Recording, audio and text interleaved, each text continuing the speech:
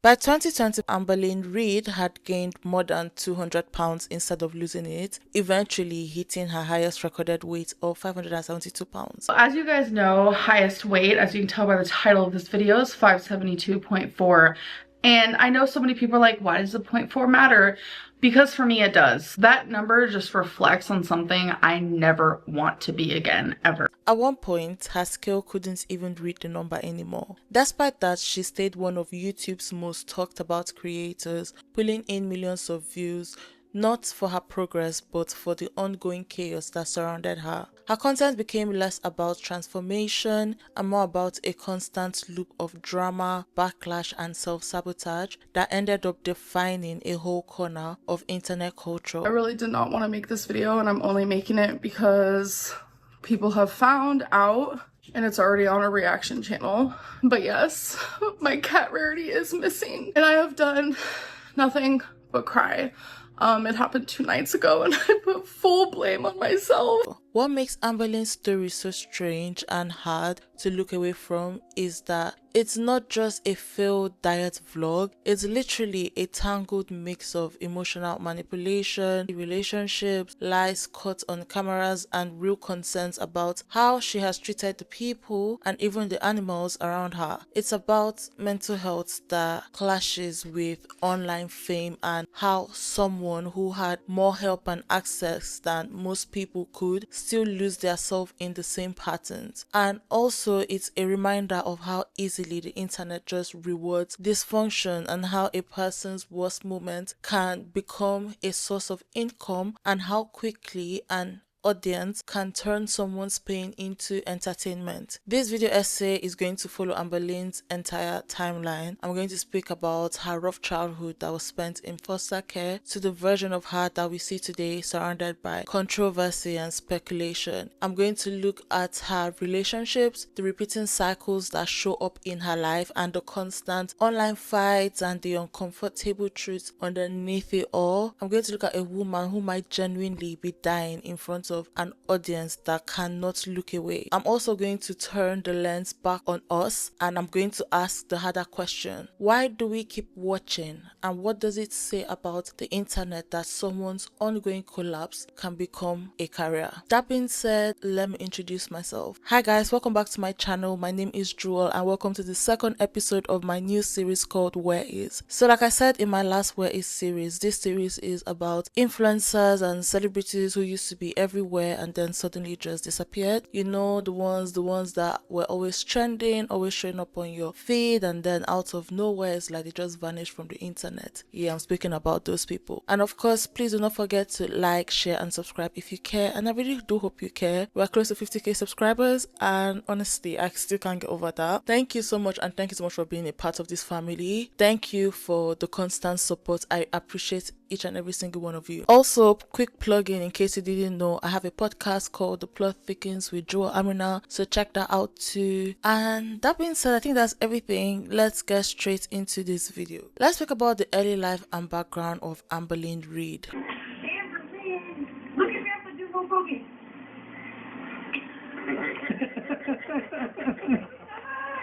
I see those videos and I hear my mom say my name and my dad laughing, and it breaks my heart. I looked so happy. My parents sounded happy, and I literally just want to take that little girl and hold her and hug her and in a way warn her that things are gonna get rough. Your life is going to take a turn. Amberlynn REID was born on December 27th, 1990 in Key West, Florida, but her family moved to California soon after she was born. I was born December 27th, 1990 in Key West, Florida. Your name is Amberlynn REID. The story behind your name is I was supposed to be Mercedes Marie, but my dad didn't want me to have a car name. Amber Dawn was a dish soap. Yes, Amber Dawn was the second choice, and my dad didn't like either of them. So basically, she spent almost no time in her birthplace. Her childhood was chaotic and unstable. She was the middle child between two brothers, James and John, who grew up with parents who struggled heavily with addiction. The constant instability eventually led to social services just stepping in. When Amberlynn was 11 years old, she was removed from her parents' care and she was placed into foster homes because of their drug problems. She spent much of her early teen years moving between different foster homes, and she's talked about how those experiences just shaped her emotionally. I was born on drugs. Can't talk. I was born on drugs. So we know my mom did drugs even before I was born. Food became her comfort, something that she used to cope with fear, loneliness, and just the lack of control in her life. I was put into foster care at a very young age, and I turned to food and I became addicted to it, and it became my best friend. It became my go-to. It became my medicine. It made me feel good when I wasn't feeling good. Over time, that coping mechanism just turned into a long-term struggle with emotional eating and obesity, something that she would later discuss openly on her channel. Even when everything was going on, Amberlynn just tried to continue her education. She attended Brown Mackie College in Tucson, Arizona, though there is not much information about what she studied or if she ever graduated. By the time she reached her early 20s, she was already facing the lasting effects of her childhood. Her eating habits had spiraled and she was considered morbidly obese before she even became a public figure. Those early struggles just became the backdrop for the story that she would eventually share online. And what is this story? This story is the story of a young woman that has been trying to rebuild her life, and she has used YouTube as both as an accountability partner and also an escape, and that leads us to her rise to YouTube fame. And speaking about this, let's talk about something else that will get you out of a stressful situation that does not equal this. 1 minute you're clocking in at work and the next you're on the ground with a serious injury. That's exactly what happened to a guy I heard about. He slipped on a wet floor, broke his ankle, and suddenly couldn't walk for months. He thought that filing through his company's insurance would be simple. Instead, they dragged their feet and offered him almost nothing. There's a reason influencer scandals go viral, just like there's a reason Morgan & Morgan is America's largest injury law firm. If you are in a serious accident or are injured in any way, your case could actually be worth millions. With over 1,000 attorneys across the country and 35 years of experience, Morgan & Morgan will fight to get you the money that you deserve. They've recovered more than $25 billion for over 500,000 clients, and their results speak volume. In Pennsylvania, one client was offered $650,000 but walked away with $26 million after Morgan & Morgan fought for them. In Florida, another client went from $0 offer to a $20 million verdict. The best part, starting a claim is simple. You can do it online in minutes right from your couch. No stacks of paperwork, no endless office visits. So, if you're ever injured at work, you can check out Morgan & Morgan because their fee is free unless they win. You can just click the link in the description box or scan the QR code on screen to start your claim today.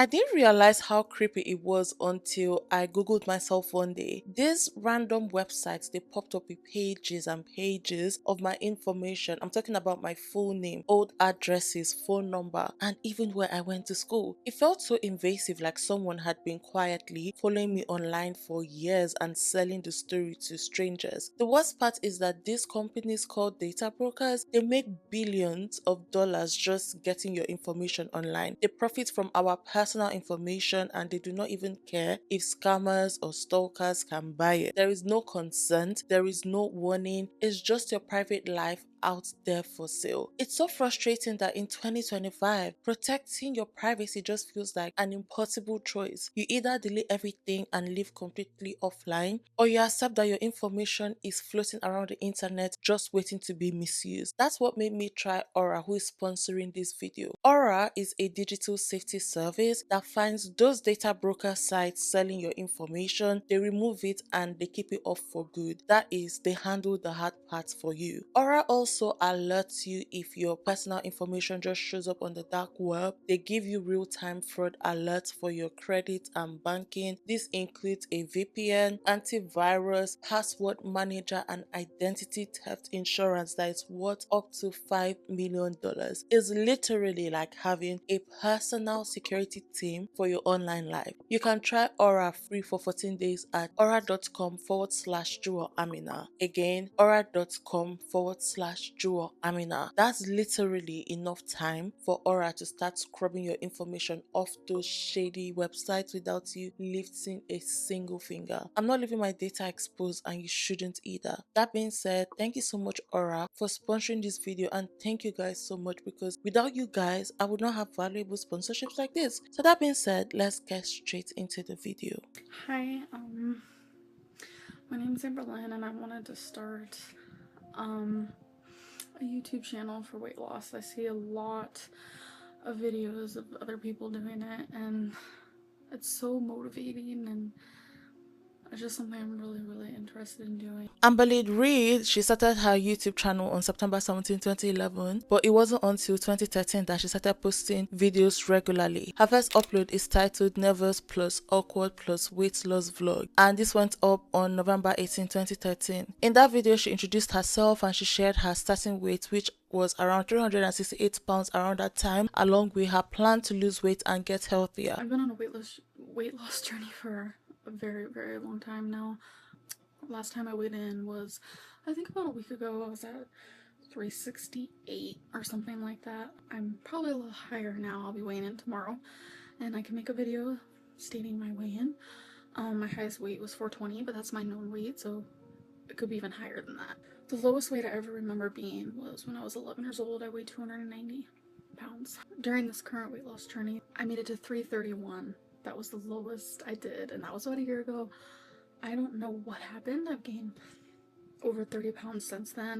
I did my weigh-in and I was right on point. I was 368.0. This will be my first weigh-in on this channel, but just to clarify that my highest was 420, so I've lost 52 pounds. At one point I was 331, so it was a lot more weight loss, but I did gain. It happens. I just want it to stop. She seemed nervous, but she was genuine, which drew people in. So many people were very curious about her journey, and the video quickly gained traction. Encouraged by the response, Amberlynn started posting consistently and sharing weigh-ins. She was sharing diet updates and weekly challenges because she was meant to use these tools to keep her accountable and also to inspire other people. Another thing is, I did mention yesterday that I was going to be dancing as my exercise, but I did dance yesterday, but my friend on Facebook, who also is on YouTube, I'll try and post her link below. I'm sure you guys are already following her. She's wonderful and a huge inspiration, Alicia. But she posted that she's doing a squat challenge for 30 days, and when I saw that, I was like, oh my gosh, that'd be perfect. So I'm actually going to do that, and today was day one, and I did it. My girlfriend's also doing it with me. She's a very big supporter. She's also trying to lose weight, and one day you will meet her. She's just really shy.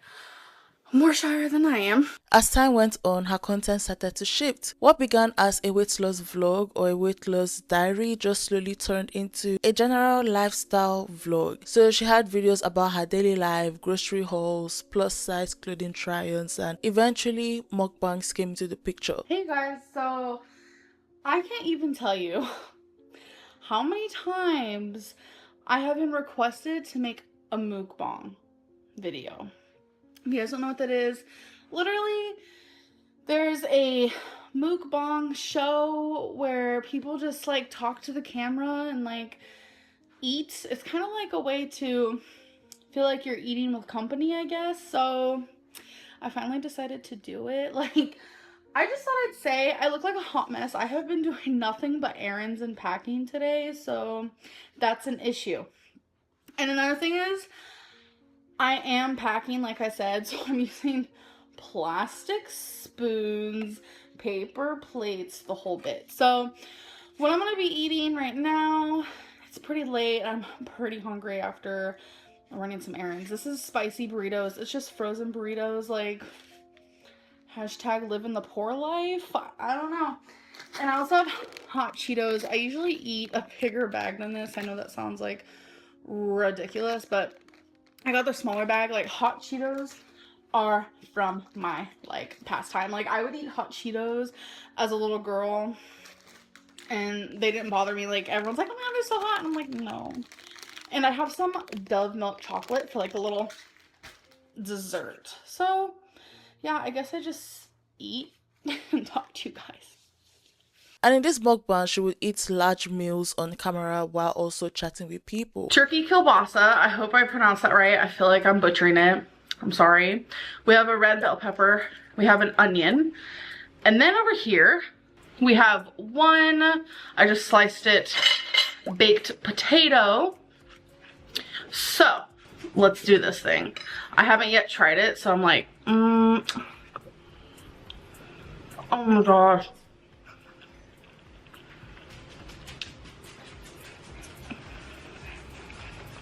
For the first time in my life, I'm counting carbs, and you guys probably see the potato and you're like, what? How? So, I'll explain. This new content just brought in more attention, but it also created a very clear contradiction. The same channel that started as a weight loss vlog or a weight loss journey was now centered around heavy food videos, and instead of losing weight, Amberlynn was gaining the weight she was trying to lose. So many people noticed, and so did she. So oddly enough, that tension, and I'm speaking about the gap between her intentions and her reality, only made her channel become more addictive for people to watch. People couldn't look away because by October 2023, Amberlynn had over 200,000 subscribers and nearly 150 million views in total. Many of her uploads hit over 500,000 views, especially her emotional update ones like I don't know what to say. And in this video, she literally opened up about her personal struggles. So I've told the people who matter and who I know in real life, but I just wanted to update you guys. I've been having panic attacks. Oh god. So I got my results back, and I do have cancer. I have womb cancer. And jealousy, uterine cancer. And I know it's my fault because I'm sorry guys, because I didn't see someone. I knew there was been a problem for so long. Or videos with titles like What I Ate Today, Unhealthy, and Mukbang, Eat With Me, Spicy. She had so many videos that were showing her personal struggles or her emotional updates. Her viewers, they followed her life almost in real time, and they watched her talk about almost everything from small daily routines to serious health problems. And at this point, her channel felt more like a running reality show than a weight loss vlog. It was literally a mix of drama, vulnerability, and controversy that just kept both people who supported her and people who criticized her constantly tuning in to see what will happen next. Now, that being said, let's speak about her health and weight loss journey. From the very beginning, Amberlynn REID's story has revolved around her weight and health. When she first posted her first YouTube videos in 2013, she was around 22 or 23 years old and she weighed at 368 pounds. What was meant to be the start of a weight loss journey just quickly turned into something else entirely. And instead of losing weight, Amberlynn gained even more weight over the years. By early 2019, she had passed the 500-pound mark, and by early 2020s, her weight had climbed to around 570 pounds. Her BMI was estimated to be between 80 and 100, and that was well into the category of morbid obesity with all the life-threatening risk that comes with it. As you guys know, highest weight, as you can tell by the title of this video, is 572.4. And I know so many people are like, why does the 0.4 matter? Because for me it does. That number just reflects on something I never want to be again, ever. Her weight loss journey soon became a cycle that played out in front of an audience. She would start a new diet plan with excitement and hope, only to fall back into old habits weeks later. Each time she would explain what went wrong in a vlog. In one memorable 2022 vlog, she weighed in at around 496 pounds and she said that she couldn't understand why she was gaining weight despite following Weight Watchers. Then casually she showed herself eating a salad and a bag of Doritos for breakfast. That mix of honesty and contradiction has become a pattern, and people who view her just see it as a sign that she's been trapped in an endless loop of starting over and giving up. Her struggles weren't just about weight though, because in 2020 Amberlynn shared that she had been diagnosed with uterine cancer. So basically the video titled "I Don't Know What to Say" just showed her crying as she told so many people the news. Even people who usually criticize her just felt sympathy for her in that moment. So I've told the people who matter and who I know in real life, but I just wanted to update you guys. I've been having panic attacks. Oh god.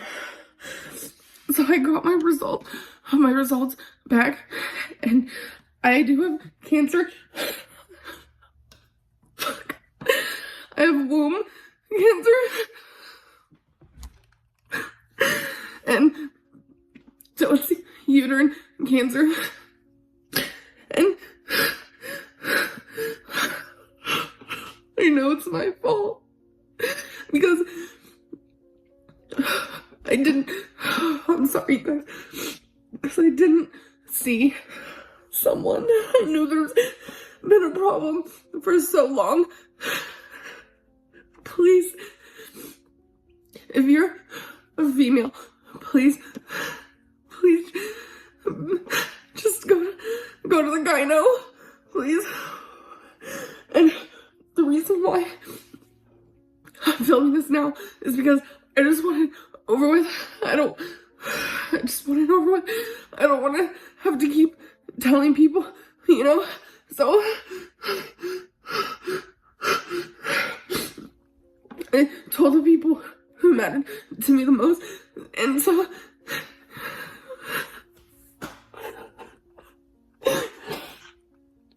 and I think the reason why I'm really scared is because of my weight, which is also my fault. So it's just I don't know. She later had a hysterectomy, and thankfully the surgery removed all the cancer. Since I stepped foot in the hospital until right now, it's been 13 hours. So everything happened in 13 hours. And I finally got a room, and Becky's here with me. I'm on a liquid diet, so that's fun. It actually is fine with me because this water, pretty freaking great. But I just wanted you guys to know that I'm okay, and I hope I continue being okay.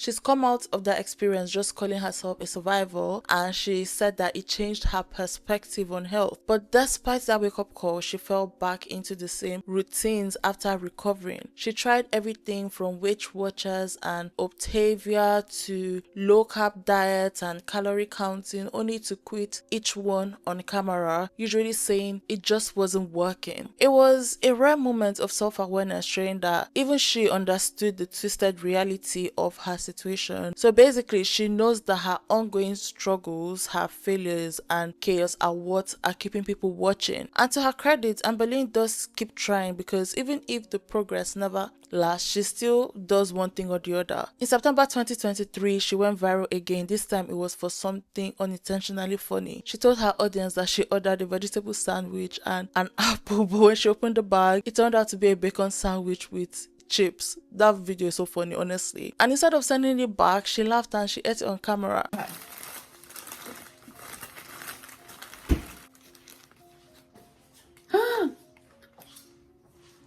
Oh, they gave me the wrong sandwich. Oh no. I got the Mediterranean veggie sandwich, which is this delicious hummus. There's like a pesto. Yeah, that looks like a regular turkey. Yeah, this is like turkey with bacon and cheese. I'm really, really upset right now.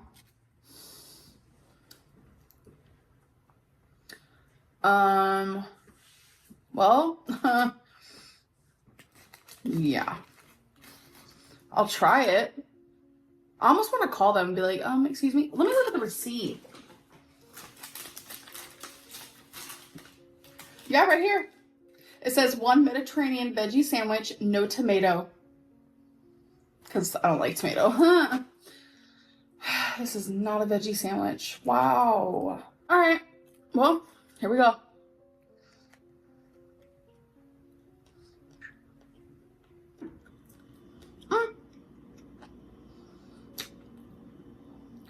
It's not bad. I'm gonna take off the cheese though. It's good, but it's just like those extra calories for no reason.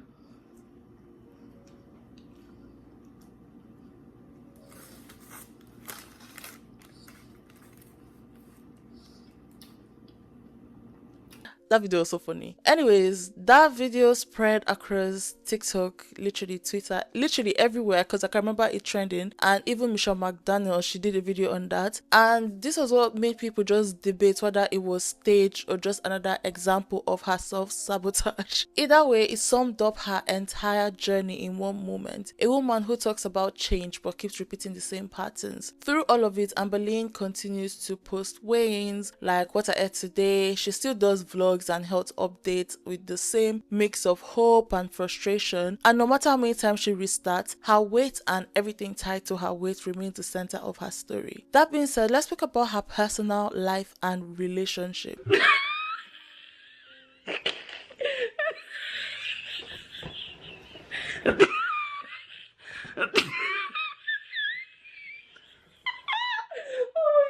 Do you think this is fine? Yeah. Okay. How do you feel about Destiny's engagement? Amberlynn Reid's relationships have always been a very major part of her public life, just as much as her weight loss journey, if not more. From the start, she's been open about being a lesbian, and almost every relationship that she's had has played out in front of an audience. People have followed her through love, through heartbreak, and everything in between, which has only deepened the public's fascination with her. Each relationship marked a new season in her life, and they've shaped her personality, her content, and how people just perceive her. When Amber was finally returned to her parents, she stayed with them for several years before being forced out or thrown out of the house by her parents. Around that time, she had been talking to a girl online for quite a while, and she decided to visit her. But after she arrived, her family told her that she wasn't welcome back home. With nowhere else for Amber to go to, she moved in with her girlfriend Cassie. Their relationship turned out to be messy and filled with problems, though none of it was public at the time since Amber hadn't yet started YouTube. Years later, she would tell her audience about this period, and she would accuse Cassie of serious mistreatments and describing the relationship as deeply unhealthy. Towards the end of her time with Cassie, Amber started talking to someone new online. This is a girl that she said was just a friend, and that friend just began sending her gifts and showing her constant affection. The situation quickly escalated, and when things with Cassie fell apart, Amber moved in with the new woman called Crystal.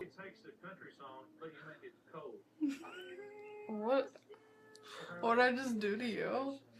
Babe. Get out of here.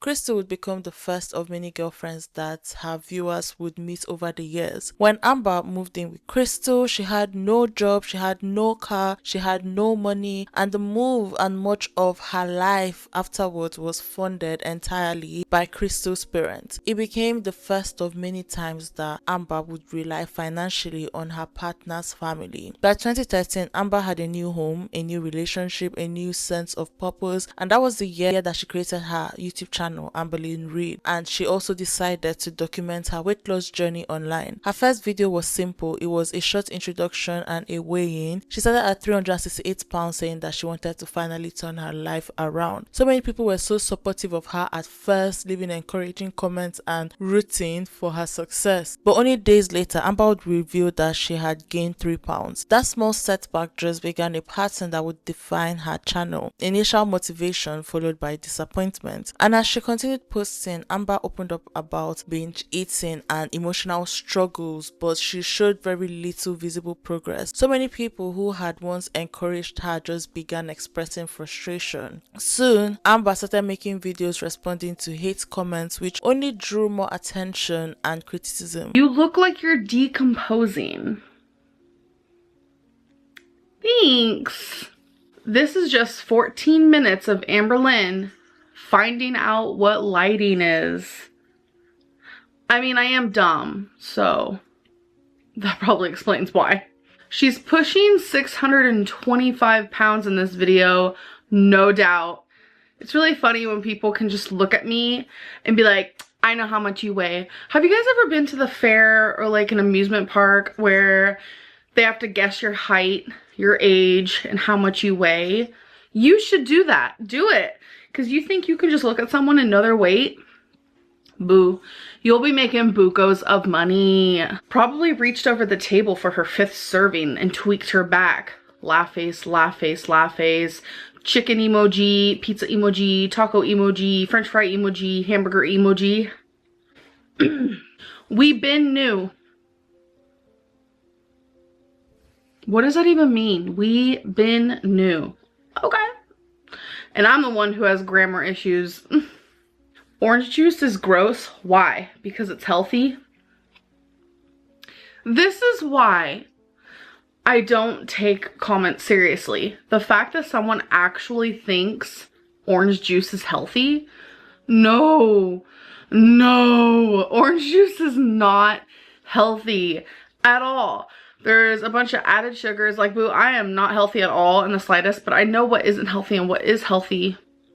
Orange juice ain't it, sis. Like, my whole thing is like, if you want orange juice, have an orange. I personally just don't like orange juice. It's just tart, and the pulp. I know you can find non-pulp, but it's just not good. I think the evolution of Amberlynn's double chin is the most interesting thing about this channel. Yeah. It's definitely getting a little big, you know, but it could be bigger. It definitely could be bigger, and it's not. So I think we're okay. I think that's just sums it up.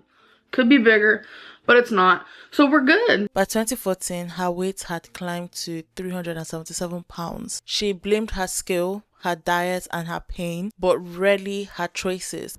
I stepped on the scale, like I said, 364.2. Yesterday I fell off track. So that's why I gained weight from last time. But I'm falling off track because the scale is overwhelming me completely. And when I get overwhelmed, I fall off track. That's associated with tons of other emotions. So as you guys know, I'm a famous yo-yo dieter, and I think a lot of it lately has to do with that stupid scale. Still, she occasionally maintained or managed short bursts of success. During one of her reset phases, she dropped to 351 pounds before losing momentum again. It became the beginning of what fans call the cycle. So basically, the cycle is a repeating pattern of setting goals, losing weight, binging, making excuses, and regaining it all. In 2015, her channel shifted from street weight loss updates to daily life vlogs. Since Amber didn't have a job or a driver's license, Crystal appeared in many of the videos, though she often looked uncomfortable just being filmed. Amber defended her constantly, saying that Crystal was just shy. The videos started to feel repetitive, and as interest waned, Amber tried to regain momentum by returning to her diet content. For a brief time, this worked until the same cycle repeated again.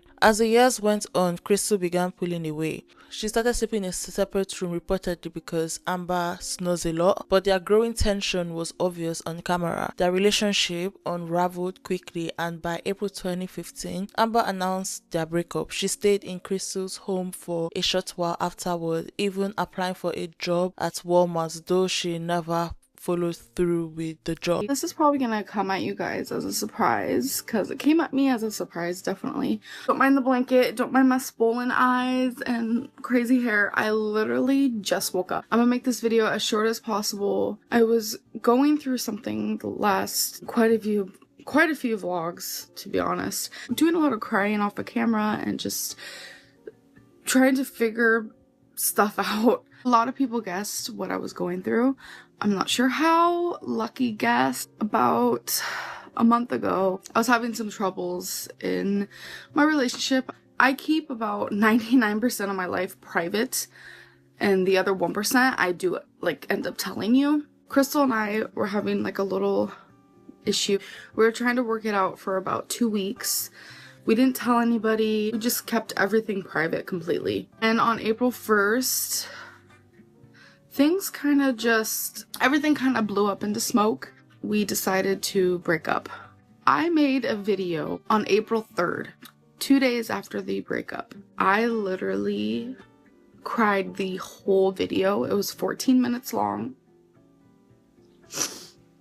I cried the whole video. I was literally a mess because I never felt so heartbroken in my life. Because I love Crystal more than I have ever loved anybody in my whole life.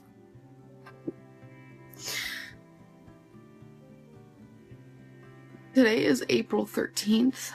It has been 10 days since that video was made. I deleted the video because I told you guys why we broke up. I opened up about the whole situation, but it just didn't feel right to upload to YouTube. I had a gut feeling that it wasn't right, so I deleted it. Another reason why I deleted it is because about 5 days after Crystal and I broke up, Crystal looked at me and she told me that she missed me. She feels like she'll be with me again one day. It's complicated. It's a very confusing situation because I'm still living with her. We tried to take the most grown-up approach over just the whole situation. We told everybody individually. First thought that a lot of people thought was that I'd be moving, and a lot of people cried because they didn't want me to move, and eye-opening how much people care for me here and how I'm loved and wanted, and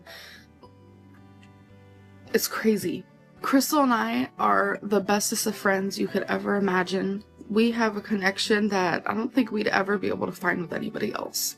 On April 1st and April 2nd, April 3rd, 4th, I cried more times than I could ever imagine. You guys probably saw I completely just gave up on vlogging for a little bit. Like, I didn't vlog as much. I didn't make videos as much.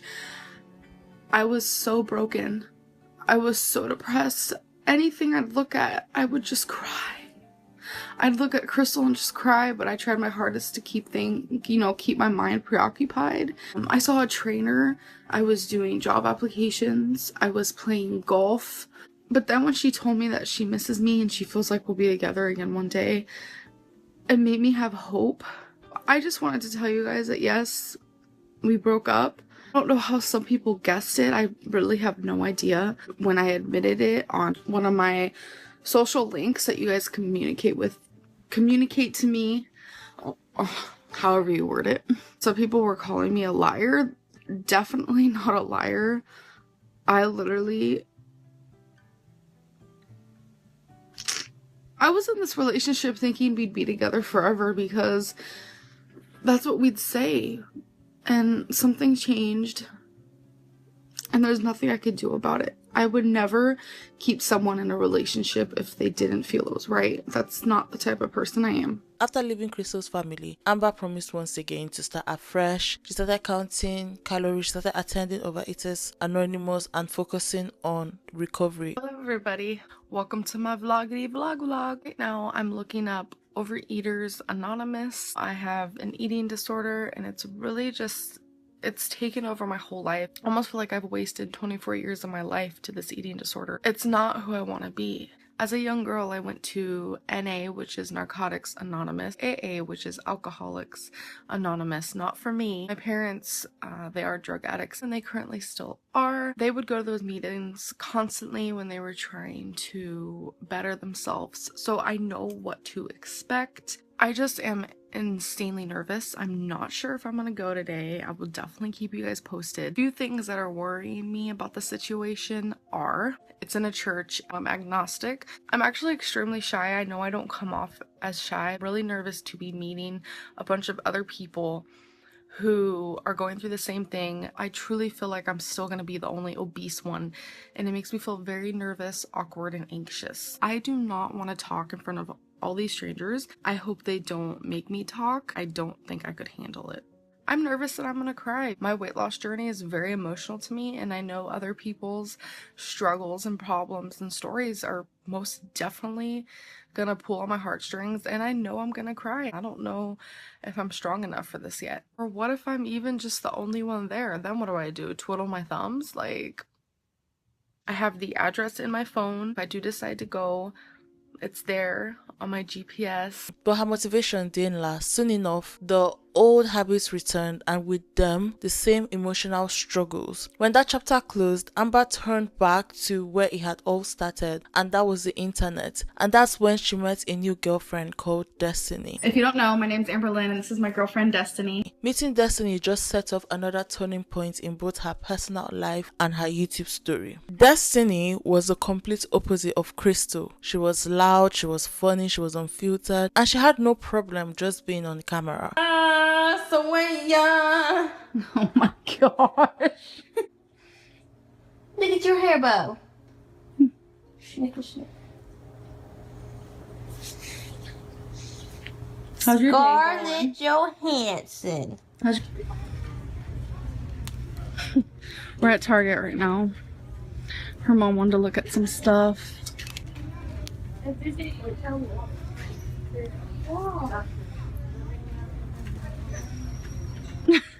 You look cute with that. Destiny saw this like rope thing in the back of it. It said bride. And she's like, Amberlynn, come look. And her mom's like, what? That's funny. So happy November 6th.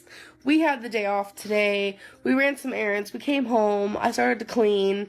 And then Destiny turned on our song, which is Thinking Out Loud by Ed Sheeran. We started dancing together. And then I was like, hey, Destiny, you want to open one of your gifts? Just, I don't know, just out of the freaking hell of it. She opened one, then another, and then another, and then this happened. Are you guys ready for this? Ready?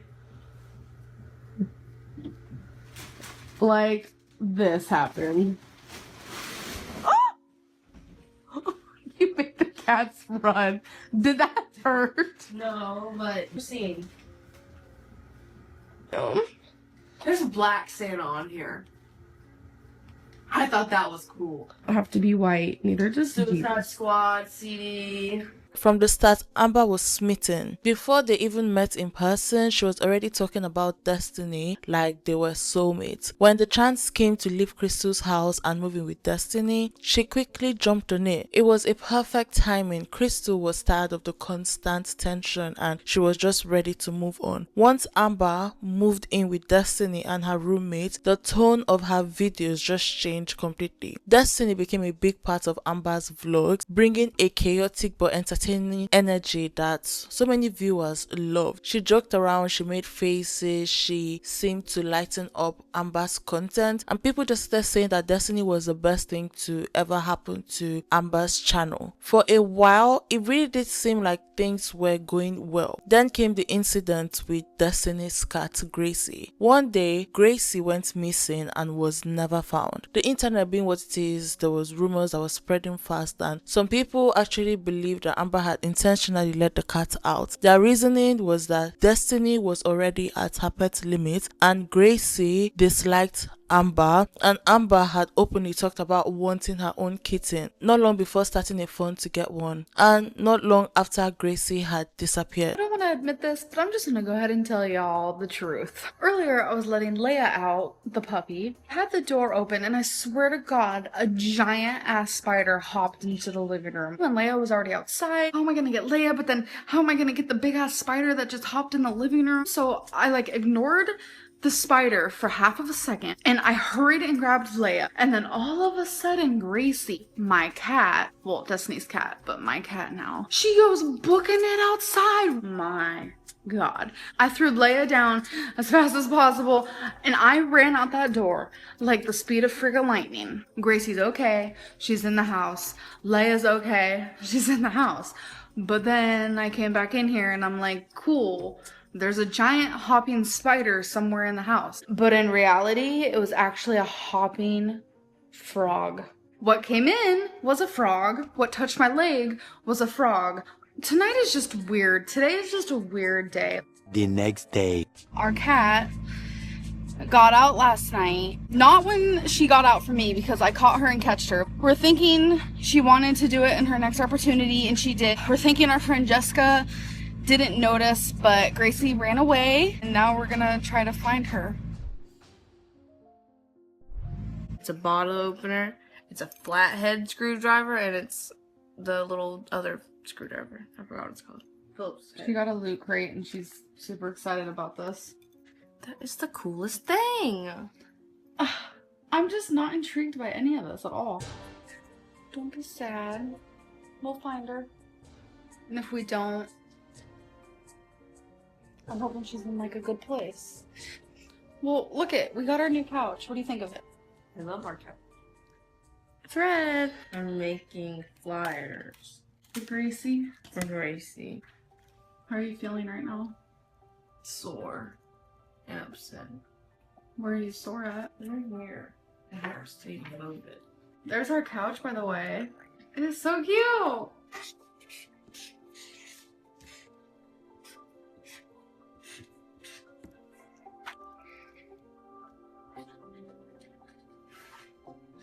The first flyer for Gracie May. I'm gonna do it next to the mailbox because I think that makes the most sense. We still haven't found my cat. Sorry. Yeah, we still haven't found Gracie. You guys have no idea what this stands for. It's gonna be a secret. Right now there's only change in here, but tomorrow there will be some big bills. I'm so freaking excited. Amber adopted a new cat named Wasabi. No one knows for sure what really happened, but Destiny was heartbroken, and Amber's lack of visible emotion did not just even help her own image. It wasn't the only controversy that they had faced, because viewers were uncomfortable with how Amber and Destiny behaved around a 15-year-old friend who sometimes appeared in their vlogs. Their conversations were inappropriate for a minor, and people often called them out on it, but they ignored the criticism. Around the same time, there was an old video that surfaced that showed Destiny just slapping her puppy, and Amber was tossing a cat casually on camera.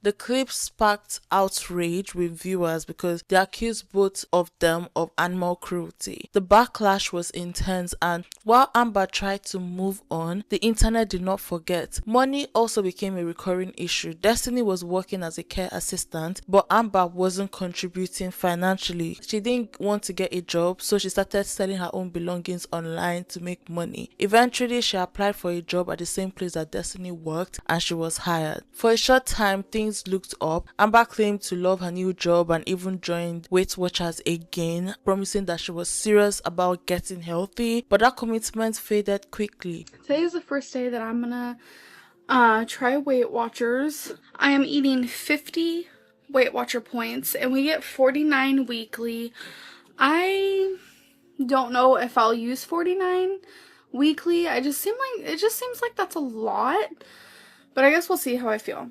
I get so bored counting calories, and so I was like, you know what, I'm gonna try Weight Watchers. Weight Watchers is a great tool to help you in your journey. So yeah, Weight Watchers works. Soon, the takeout meals returned along with the excuses. Their behavior in public started irritating people too. They were often seen riding store mobility scooters for fun and vlogging it, despite those being intended for people who genuinely needed them. I physically cannot.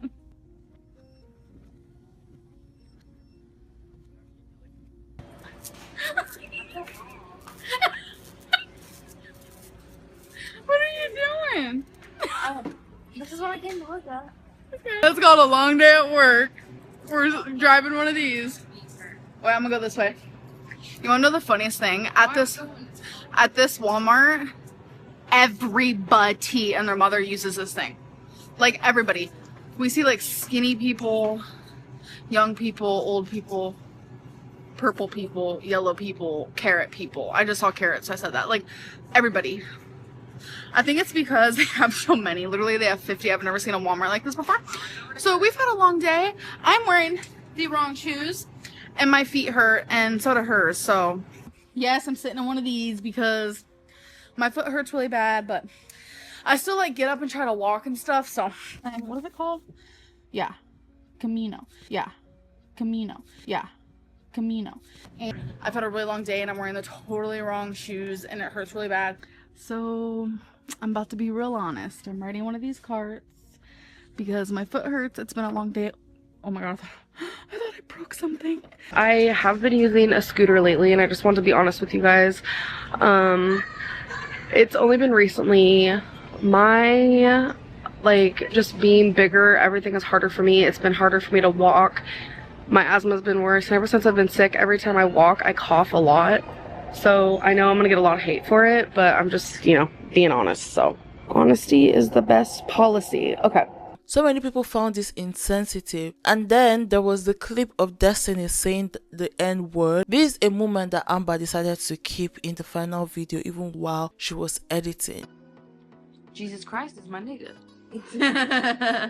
It only added to the growing list of bad decisions that had been associated to Amberlynn REID's channel. Destiny also began experiencing health issues, including chest pain that sent her to the doctor. Amber filmed everything, showing little empathy and focusing more on vlogging than comforting her girlfriend. This became a pattern. Whenever someone around her was struggling, she reached for the camera first. By this time, Amber's weight had climbed up to 420 pounds, and this exposed that her progress on Weight Watchers had been mostly talk. She eventually quit the program and began focusing on shopping and haul videos instead. Financially, things got worse when their roommates moved out. The couple started relying even more on takeout and used being busy as an excuse for them not to cook. Then came what so many people now call the vegan era. So Amber announced that she would go vegan at least one day a week, and she started adopting more animals, including her dog Twinkie Star, who quickly became a fan favorite. But the relationship was deteriorating, and Destiny seemed drained and increasingly uninterested in being on camera. Meanwhile, Amber began talking about marriage and having a baby, which so many viewers just interpreted as an attempt to just keep Destiny from leaving, just as she had tried with Crystal. By 2016, Amber's weight had passed 460 pounds, and her old scale could not even measure her weight any longer. She bought a new scale and continued posting updates, but each weigh-in just showed higher numbers. Her health complaints, they increased, and she floated the idea of joining My 600 Pounds Life. Once again, she blamed her partner for enabling her. Things took a darker turn when Destiny's grandfather suffered a stroke, and Amber filmed the entire situation, including the car ride to the hospital, and she posted this online. Her detached tone just disturbed a lot of people because it felt very exploitative, as another example of her turning real life pain into content. As time went on, Amber grew more erratic online, ranting about hate comments, crying on camera, and spiraling emotionally. Destiny's mom, supposedly she fell ill, and this prompted a move to Kentucky. But later, Amber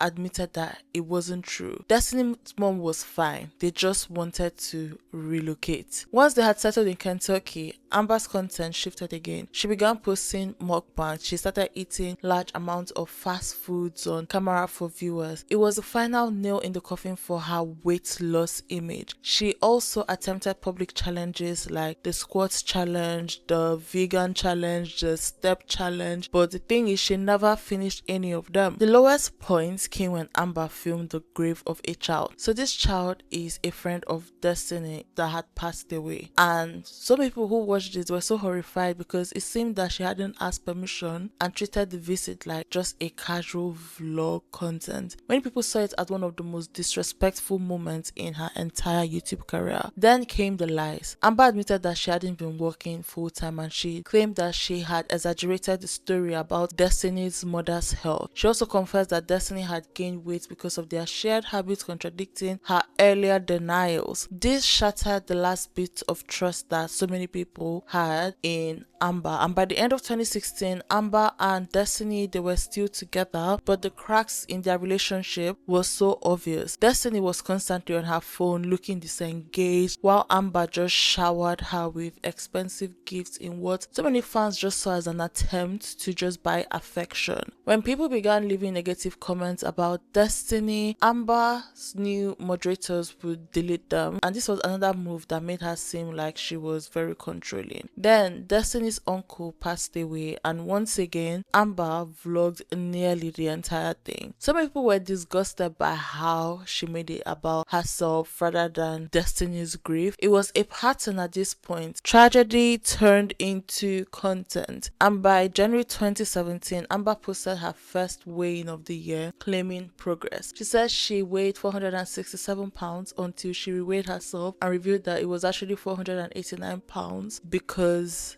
her scale was wrong, and this is the highest ever that she had ever weighed on camera at that time. She promised to do better, but it was the same story as before. We're going to speak about binge eating disorder later on in this video, also known as BED. We're going to speak about her yo-yo diet, and we're going to touch on that very specifically in this video. That same month, Destiny broke up with Amber, and Amber just posted a very tearful video saying that Destiny had ended things on January 13th, which is so weird because that's my sister's birthday, and that she had been pretending to be fine on camera while secretly breaking down off screen. It was very obvious to everyone that the breakup had been coming for a very long time because Destiny soon began seeing someone new, and in one of the most uncomfortable chapters of Amber's channel, all three of them, Amber, Destiny, and Destiny's new girlfriend, were in the same apartment for a while. Amber tried to act unfazed, but so many viewers could see the tension through the screen. Eventually, Destiny moved out of the apartment and Amber spiraled again. She started drinking, she started crying, she started talking about wanting love. But before long, she met someone new. And just like that, the next chapter of Amberlynn's story began. And that's where we have Becky. Becky is the point in Amber's story where a lot of people just started paying closer attention. Not just because of the drama, but because Becky felt different. Amber first connected with Becky in the comments under one of her own videos. Becky defended her, believed in her, and from there it just turned into something more. We do not know exactly when they first started talking, but most people just assume that it overlapped with the end of Destiny's relationship, which honestly tracks with Amber's pattern. She rarely leaves one relationship without having the next one lined up. From the moment that Becky showed up, so many people loved her. Destiny was loud, she was crude, she was kind of chaotic, which made good content but also brought a lot of backlash. Becky was the opposite. She was quiet, she was thoughtful, and she didn't have any drama. So when she did talk, she was funny in this offhand way that just felt natural but not performed. She wasn't trying to be a character, she was just herself. That alone just made her stand out in the Amberverse. Look at my hair. I'm not wearing any makeup. I look like I haven't slept in 17 days. So... Why 17? Because it's not 18. Becky, do you want to grow your hair long? In the summertime, it kind of sucks because it's really hot. Yeah. But everybody else is saying to do it, so... You should do what you want to do, not what other people want you to do. Right, but I don't even know what I want to do. So it's like I've had my hair short, I've had my hair long. It's like, what's new? Yeah, do what makes you happy. I feel like people with rounder, fatter faces look bad with short hair because it makes their face look rounder and fatter. I feel like slender hair kind of... Okay, so we're gonna do the most likely to. The first one is most likely to propose. Are you ready? Yes, go. Are you for real? Well, I'm not. I don't know. You really think so? I don't know. Me or you, whoever gets it first. Hunty. Hunty. My dream. My dream. Why are you nagging me? Oh my god, you're so funny. Okay. Do you and Becky plan on getting married anytime soon? No, not anytime soon. One day, but no time soon. One day? Yeah, one Is day. this a proposal? Not yet. Amber was clearly very proud of her. She showed Becky on camera a lot more than she had shown Crystal, but Becky wasn't as over the top as Destiny. So in Amber's mind, it felt like the perfect balance. Someone present enough to just keep the audience interested, but not stealing focus. At least that was the goal. But something became obvious pretty quickly if you watched long term. So basically, Amber changes her whole entire personality based on whoever she's dating. With Crystal, she talked softly and acted shy and gentle. With Destiny, suddenly she was loud, crass, making gross jokes just for attention. Then Becky shows up and just like that, Amber calms down again. People even said that she started copying Becky's accent. That bothered so many viewers because it made them ask a real question. Who is Amber when nobody else is in the room? Does she even know who she is without mirroring the person that she is dating? With Becky came a new cast of side characters, and those side characters became their own storyline. There were Eric and Ricky plus Rafe and Hannah, two of Becky's friends who were also a couple. If you've watched even casually, you probably remember Rafe for her version of Rocky Top. People still reference that, but Rafe brought more than karaoke. Rafe brought drama. Rafe wasn't just Becky's friend, she was Becky's ex. So from day one, there was tension. Rafe was with Hannah now, but she still had a lot to say about Amber, and she was not shy about saying it. Why do you say her life revolves around food? Because that's all she would talk about. It's either Becky or food or YouTube. Rafe collected dolls and treated them like human babies, so the energy was already kind of intense before she even opened her mouth. Then it kicked up. Rafe vented to Eric in private. She told him that she did not like Amber, that Amber felt fake, and that she had already told Becky to leave her. Eric immediately told Amber everything Rafe had said, which of course blew up, and here's where it got messy in a way that only Amber's life can get messy, because on one hand, Rafe was not wrong about a lot of things. Amber does lie, Amber does use people, Amber does build her entire identity around whoever she is dating. All of that has been proven repeatedly on camera. On the other hand, instead of keeping it between friends, Rafe ran straight to Amber's haters online. She went live and basically did a Q&A about Amber like it was a gossip panel. In that stream, Rafe said that Amber's entire life revolved around food, YouTube, and Becky. She said Amber was obsessed with her own body and how her legs looked. She complained about Amber's non-stop gum chewing and called her annoying. She also admitted that she told Becky from the start to run, as in literally run away from this relationship because it was going to be a disaster. Honestly, it was a snake behavior, but it was also, unfortunately for Amber, very believable, and that combination just made it explode. I don't understand people who come online to... There's some things you can out someone for, but there are other things where, okay, it should be kept in the group chat, like people online don't deserve to know that. But anyways, eventually things cooled off, and Becky and Amber, they just kept Rafe in their circle, and the friend group just stayed in the vlogs. I don't understand. There's some people that should not be in your life, I'm so sorry. But the impact was already there because so many people had already made up their minds. Becky read as honest, Amber read as performative. Becky felt like a person, Amber felt like content. That comparison did not make Amber look good, and Amber clearly did not enjoy being upstaged in her own storyline. Then we roll into 2018. new January, new promises. Amber said that she was serious this time. She weighed in at 488 pounds, which was actually down 1 pound from her then highest. She told everyone that she was not going to eat out for the whole month and that Becky would be doing the weight loss journey with her. I'm stepping on now, and how this one works is once this stops, that's how much you weigh, obviously. So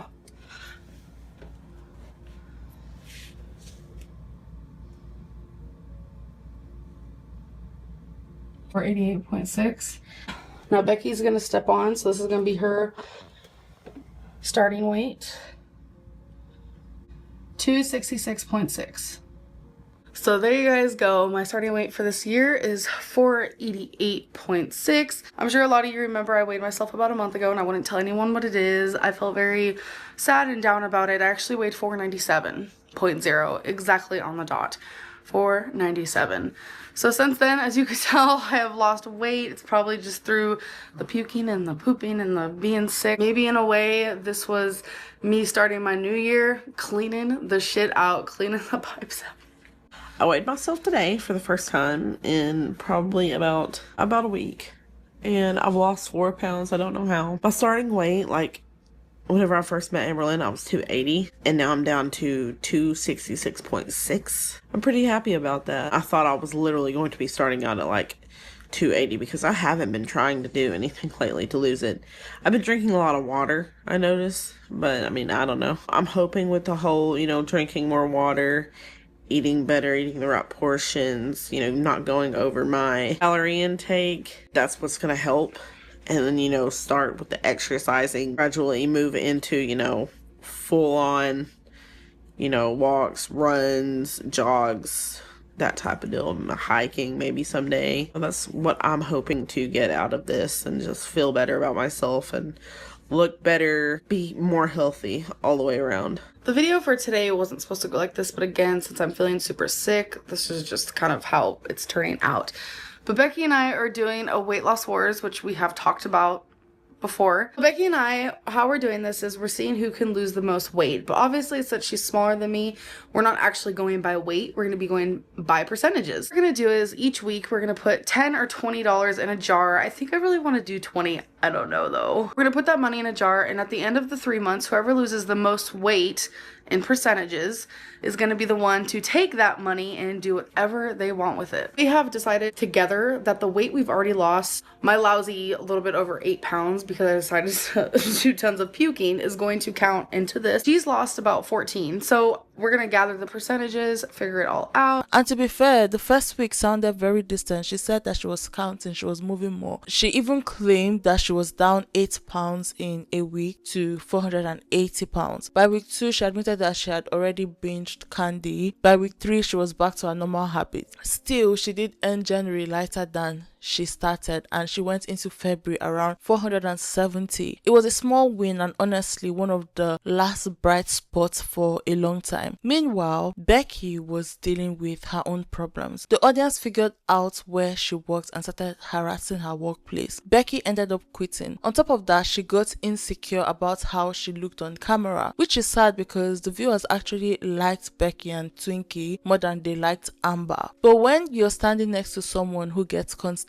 hate, some of that splash damage hits you too. And then out of nowhere, Destiny came back. Destiny started popping up again on camera, and Amber immediately went back to flirting with her. She would do it in front of Becky on camera while Becky sat right there. It was very uncomfortable to watch. Amber was already living with Becky and calling this her stable long-term relationship while openly acting like she had unfinished business with her ex. The disrespect was obvious. I don't want anything there. Oh yeah, no. Okay. I thought I was about to eat some popcorns. You're gonna have popcorn? Popcorn and candy, duh. You can't go to the movies without popcorn and candy.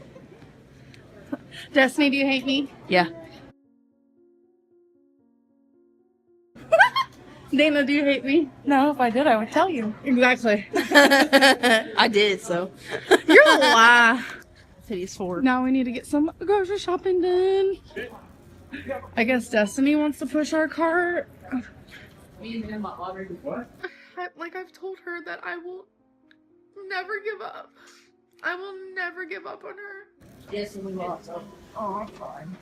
Shopping. Hey, Dana. Hey, Dana. Hey. Becky. Hey, Becky. Hey, Becky. Hey, Becky. She is the most incredible person in the world. I bought that exact bear for Dana last year. Oh, I know.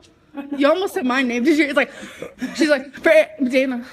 One of the best things that has ever happened to me. Why does she always do that?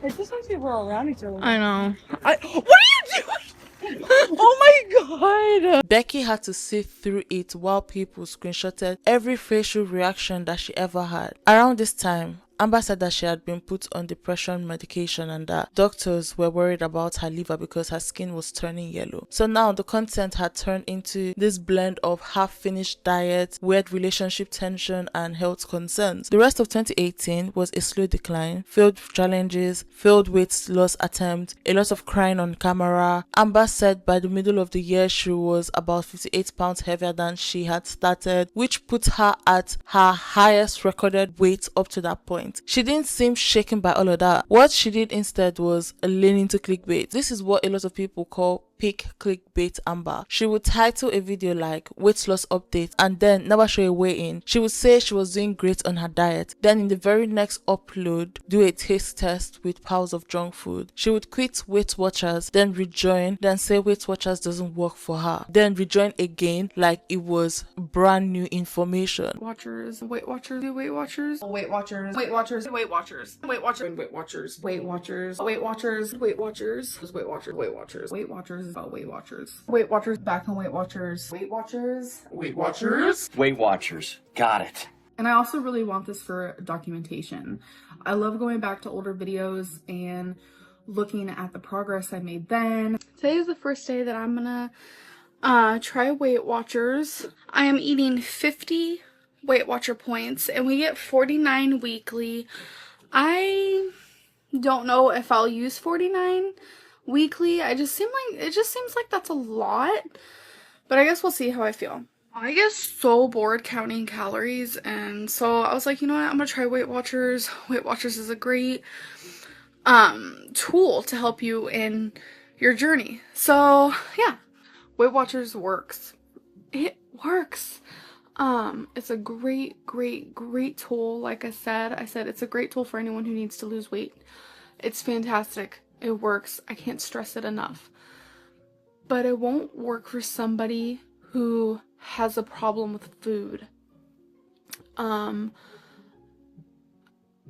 last Easter was the first day where I let myself go.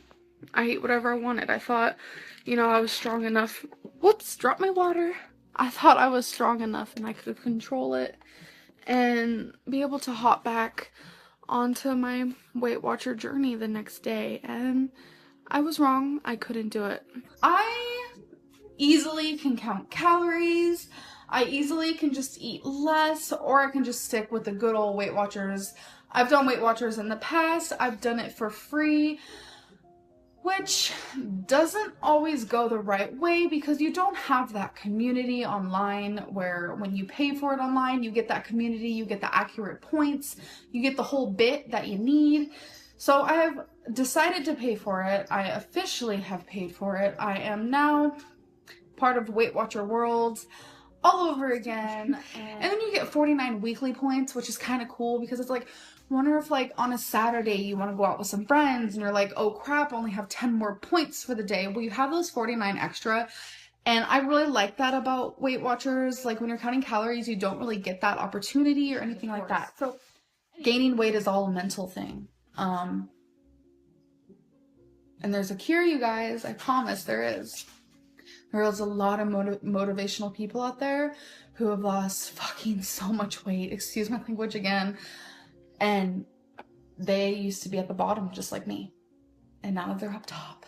And they've lost that weight and they're doing amazing. And it's so beautiful to see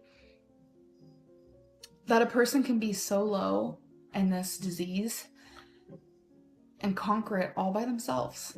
Whether they count calories or do Weight Watchers or just purely just start eating less. Why did you quit Weight Watchers? Because Weight Watchers is a lot like MyFitnessPal or Lose It. It's a lot like a lot of those calorie counting apps. And I figured if I wanted to do something like that, then why not just do it for free? Another reason why I quit is because I decided to try being vegan, as you guys all know, and it would have been physically impossible for me to be vegan and do Weight Watchers, because Weight Watchers, all fruits and vegetables, are free points. And on top of that, I had about 78 points that I would have been eating on top of all the fruits and vegetables. And when you're vegan, that's mainly what you eat: fruits, vegetables, rice, beans, nuts. Y'all know what I'm talking about. But about 80% of my diet when I was a vegan was fruits and vegetables. So it just wouldn't have been possible, and weight loss probably would have never happened. I've done Weight Watchers several times before. It works. You'll lose weight. If I stick through it, I'm gonna lose weight. But I can't keep doing stuff like this. Pizza, desserts, hunty, no. I'm just so, like, you guys, this is what happens. Like I said, I'll do great for a few days, suck for a few days, do great for a few days, suck for a few days. I'm sucking ass. Today, this is bad. I'm gonna be honest. I'm probably gonna eat another slice of pizza, because you know how they go. Go all out before the day that you do better. Tomorrow's day one, so it's like, let's pig out today. So today is my first day on Weight Watchers. I did weigh in again today, and I was down a little bit from the 508.6, thank God. So today I am 505.0. So it is what it is, and the only thing I can do is push forward. That's honestly the only thing I can do. So join Weight Watchers, super excited. The points that I'm allotted is 67 or 62. I don't remember. It's on the app currently, but I've done really good today, and I'm proud of myself. With Weight Watchers, it was allowing me to eat very unhealthy. It was allowing me to weasel in a pint of ice cream. I had McDonald's 20-piece nuggets twice in 5 days. So it was allowing me to eat very unhealthy, which I wasn't liking, but I was still dropping the weight, which was crazy to me. I was able to eat, as some people quoted, huge bowls of rice, and I was still able to lose weight. It was just allowing me to be very free with my food, but for someone like me, it could be triggering. I had about 40-something weekly points, and I was going to use them that Friday. I didn't use them the week before. I didn't want to, because I thought it was going to sabotage my whole progress. So I didn't want to use them. But I was like, you know what, I just had my weigh-in, I can just use my weekly points, which is allowed. This isn't like I wasn't doing something bad. I was still doing the program.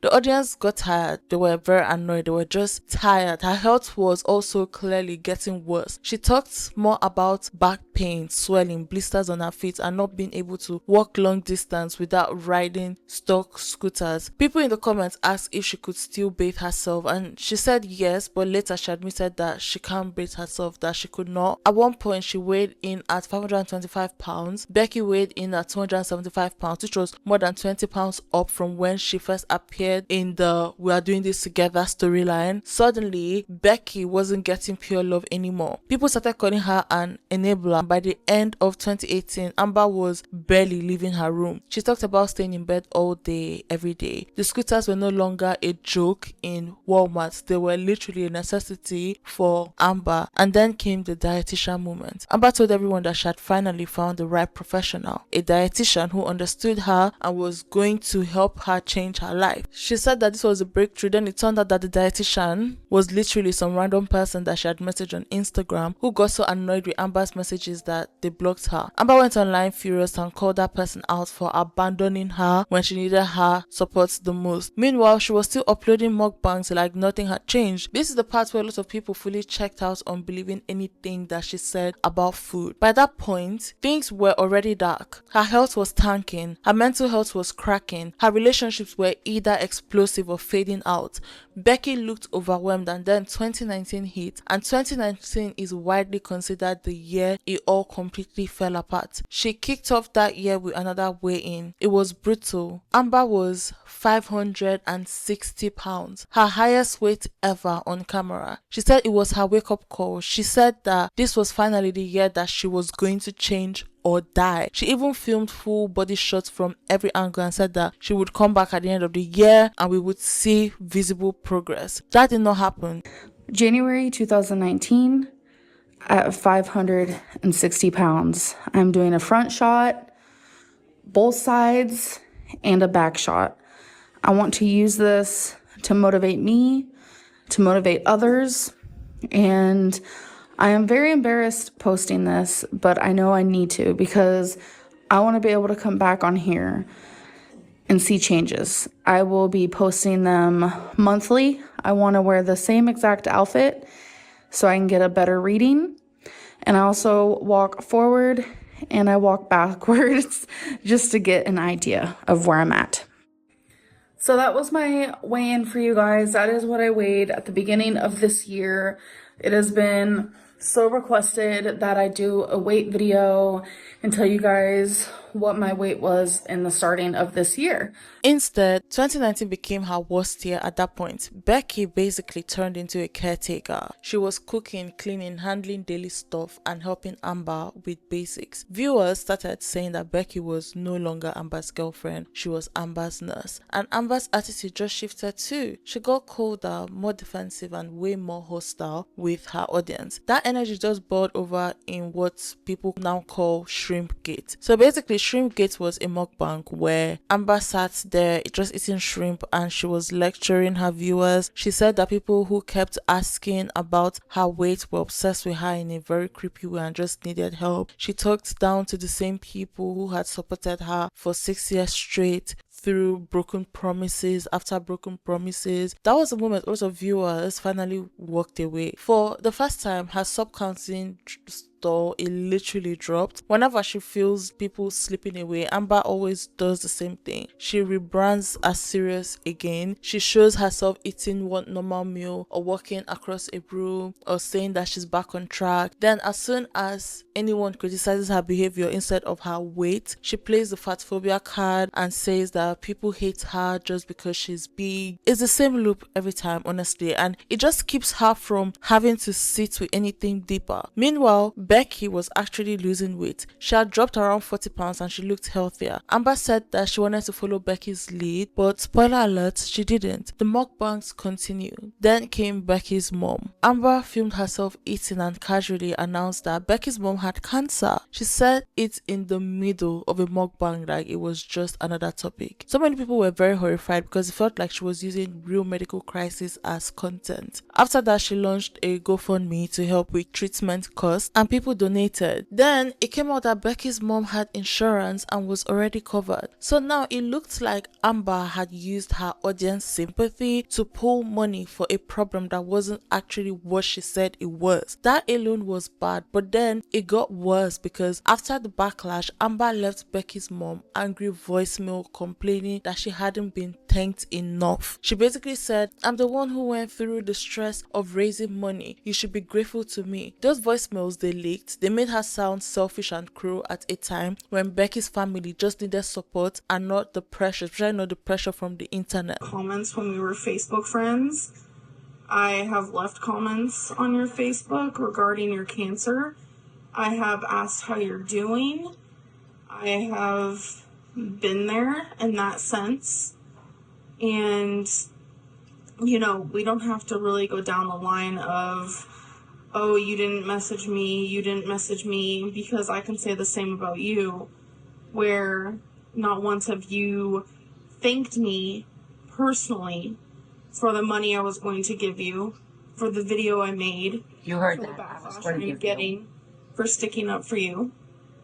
Not once did you say sorry for any of the things that you have brought to my channel that is in a negative light. I'm tired of not being appreciated when I try to help you the best that I can, and it's just frustrating.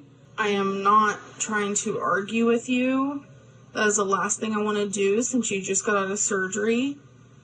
I don't want to cause any more stress onto you, onto Becky, onto anyone in your family, onto myself, because that's just not going to fix anything. I am just tired of the added drama onto my YouTube, and I'm tired of not being appreciated when I try to help you the best that I can. And it's just frustrating. This whole situation is super frustrating. And I finally just kind of wanted to speak upon the situation. While all this was happening, Becky started to fall apart. So many viewers noticed that Becky barely seemed present on camera. Her speech was slower. Her energy was flat. She looked blanked. Eventually, she shared that she had been put on heavy mood stabilizers and that the side effects were awful. She said later that 2019 was one of the darkest stretches of her life and that she barely remembers part of it. People watching got the sense that Amber didn't mind Becky in that state. You know, a sedated Becky was a compliant Becky. Becky herself would later basically confirm that. By the time we moved to 2020, things were bleak. Amber's weight loss journey had become a storyline with no payoff. Becky was struggling to function. The binges were constant, and then Twinkie got sick. Twinkie, their dog, suddenly wasn't well, and instead of going directly to an emergency vet, Amber left to get Cajun shrimp pasta. She told people that there were no vets available, and viewers checked and found actually that there were vets available. Twinkie pulled through anyways, and that's why people call him the tiny survivor of the Amberverse. He keeps living through situations that he shouldn't have even been in the first place. People were so angry with Amber, like genuinely angry, not just laughing at her anymore, but like really angry. But then something shifted again. Becky realized the meds she was on were destroying her and worked with her doctor to change them. Slowly, she started coming back to herself, and you could see her get sharper and more like the Becky that people loved. At the same time, Amber was actually down to around 520 pounds, which was more than 50 pounds lower than her 560 pounds weigh-in. For a split second, things started almost looked like maybe finally this was the turning point. Then the panini hit. Obviously now we're in a lockdown. Delivery food comes in non-stop. There's isolation, there's boredom, and on top of that, something serious. Amber started bleeding heavily and went in for medical tests. Because of her size, some scans were not simple. When the results finally came back, she was diagnosed with uterine cancer. When she talked about it on camera, the tone changed everywhere. People who normally couldn't stand her still didn't want her to die. The audience felt real fear for her, and she said that doctors told her that she needed a hysterectomy. She said that she had to lose weight to make the surgery safer. So she also admitted that she had ignored symptoms for too long. She ended up getting the surgery. Thank goodness it was successful. She survived. She has called herself cancer-free since then. Some viewers feels like she leans on that story to control the narrative now, but the diagnosis itself was very real and it was very serious, and you would think something like that plus the grief in her household would have pulled Amber and Becky closer. In reality, it did the opposite. Not long after Amber's surgery, Becky's mom passed away from cancer, and Becky was in pieces. So many people assume finally this is when Amber would show up for her partner and just be the support system that Becky has been for her this whole time. According to Becky, that is not what happened. Becky later said that while she was grieving her mom, she was still helping Amber with basic physical care, including helping her in the bathroom, and that just says everything about the power dynamic between Becky and Amber. And as far as talking about my ex,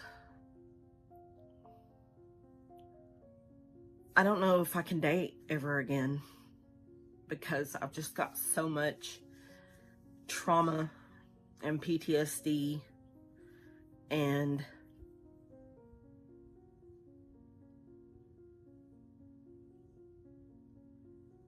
you know, coming out of that, I feel I'm ruined from being in relationships because I haven't really been with anyone since, and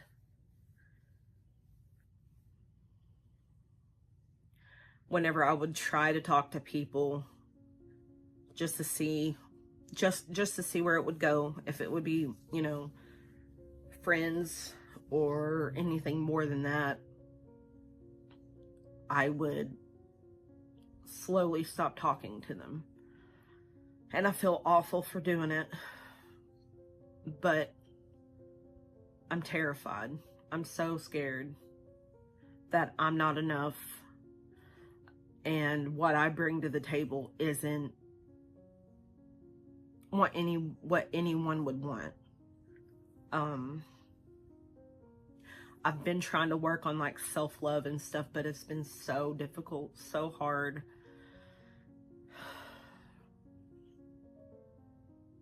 But I mean, I just feel like I gave everything that I had, and I don't have anything else to give anymore. Because, you know, when you're taking care of someone 24/7, you sort of lose yourself. You lose bits and pieces of yourself trying to give to everyone else.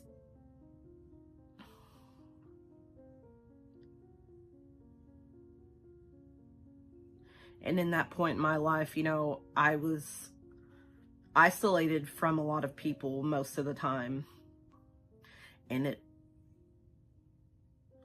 really hurt some relationships. I have regrets with my mom that I'm never going to be able to fix, and it kills me. But I've been pulling away from everybody.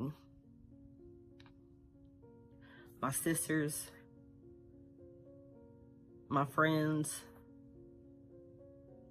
I mean, things were hard before between me and my dad, but now it's like,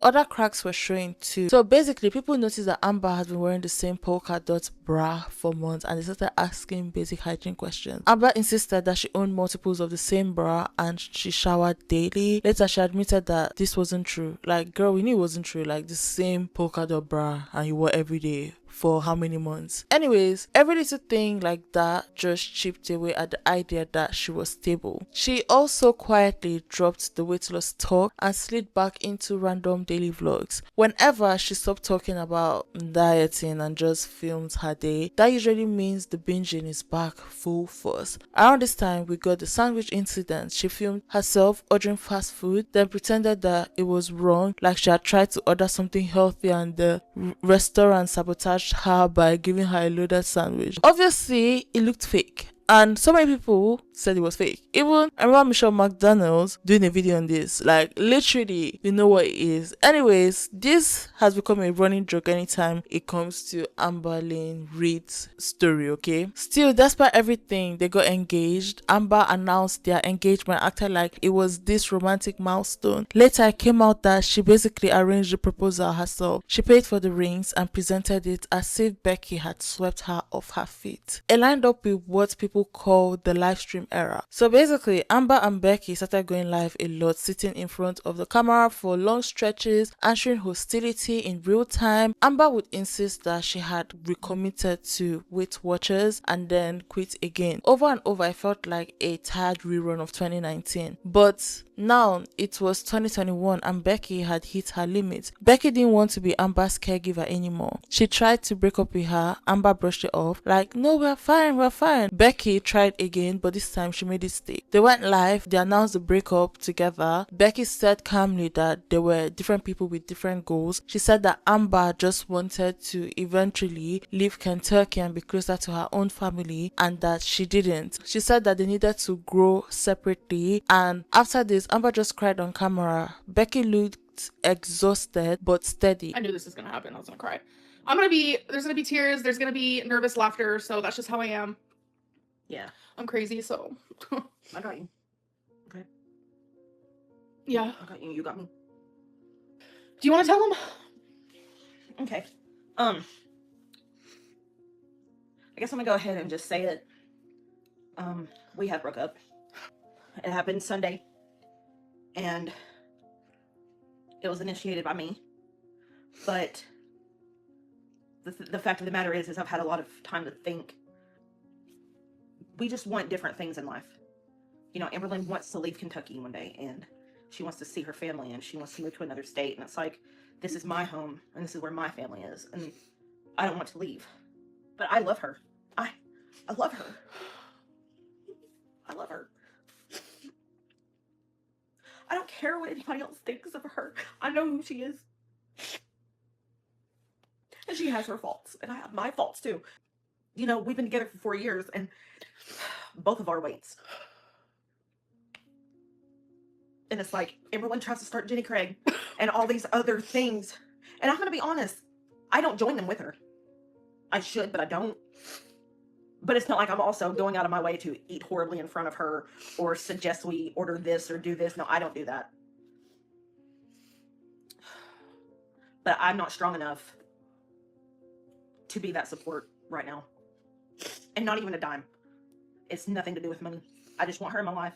I want to go to Oklahoma if, you know, you move there, or California, or if you move to Virginia, like all these places you've mentioned that you could go to someday. I want to travel. I've never been west of Kentucky. I'd love to go see you wherever you go. I just feel like this is the healthiest choice for us both. But for now, me and her are going to do this together.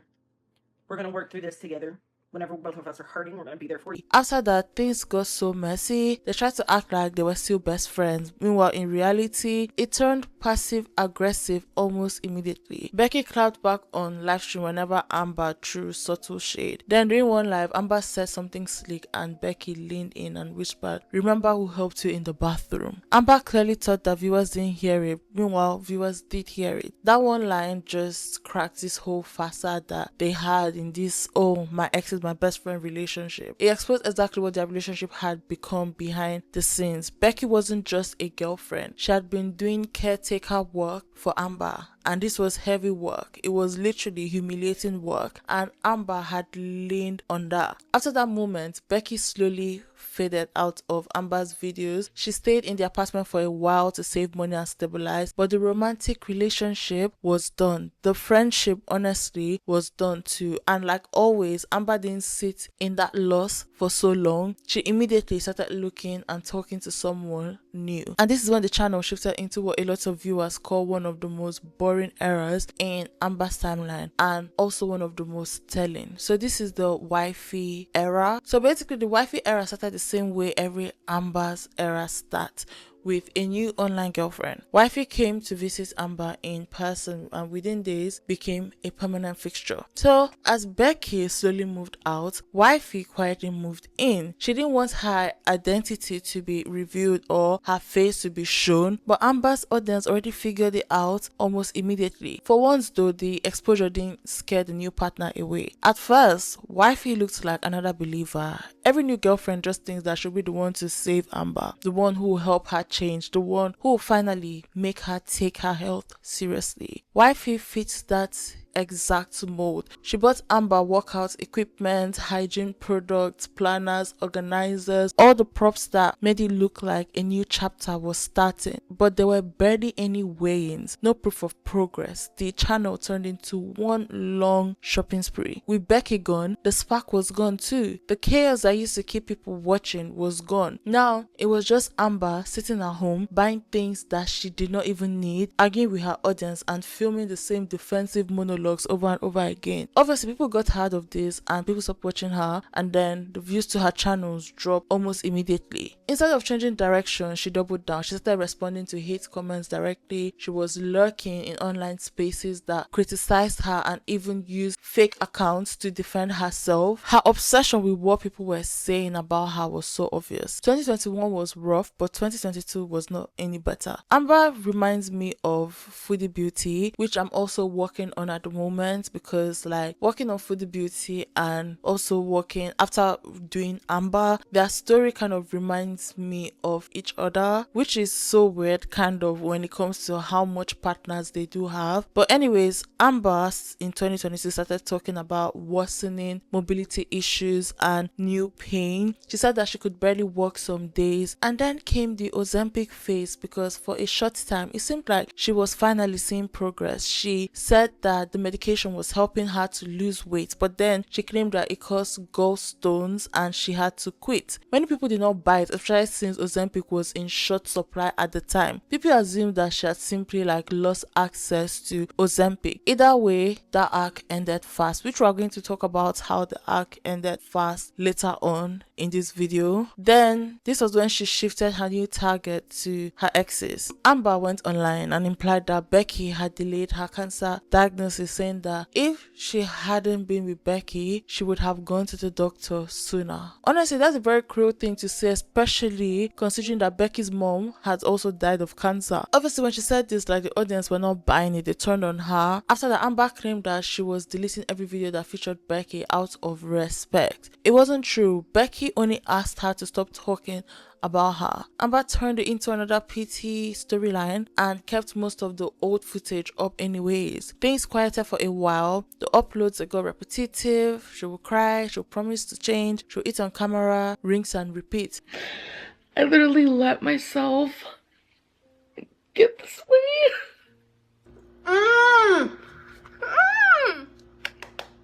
I can blame it on Alexa Pro all I want, but still, it also was my doing.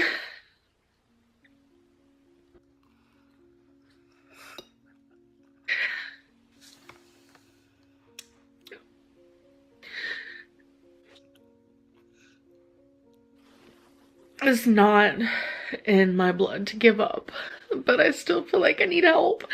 Your pappy had a heart attack today. I posted on there.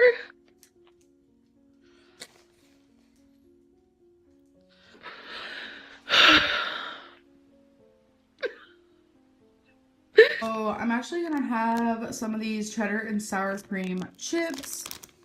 I'm probably just gonna, I don't know, eat the rest of them. How much is in there?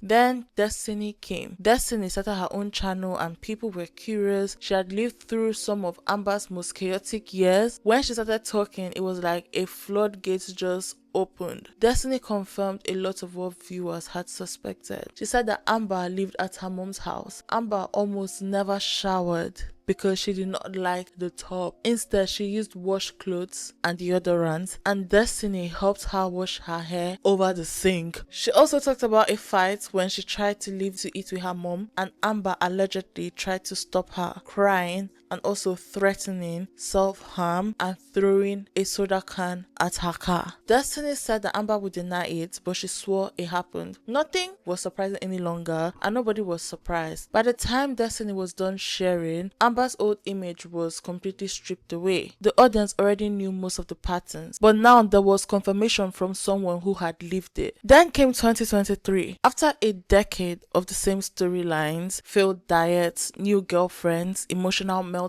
Amber hadn't changed. If anything, she was heavier, more defensive, and more disconnected from her audience than ever. The health updates were bleak. The content was dry. Even the drama just felt recycled. Eventually, Wifey left. Ironically, the girlfriend that viewers once called Wifey became known as her dullest relationship. People weren't sad that she left, they were relieved, and Wifey left clean. She didn't linger in the comments, she didn't show up in new videos, she didn't give interviews, she just disappeared, and for once, someone in Amber's orbit just got out quietly. Later, Amber admitted that Wifey had been the same person all along. During the relationship, she had pretended that there were multiple girlfriends under that nickname, hoping to confuse people and protect her partner's identity. But the thing is, it didn't work. So now, we are in the post-Wifey Amber era. So, the same cycle continues. Promises, excuses, and half-hearted redemption arcs, but with less energy, fewer viewers, and no one left to blame. After Wifey left, Amber had a few short relationships and online flings. Some seemed real, others sounded like filler for her content. No one can say for sure which was genuine. 2023 was basically empty. She had no big arcs, she had no real drama, just hauls, repetitive vlogs, and the same defensive monologues. After 2019, every year just felt slower. The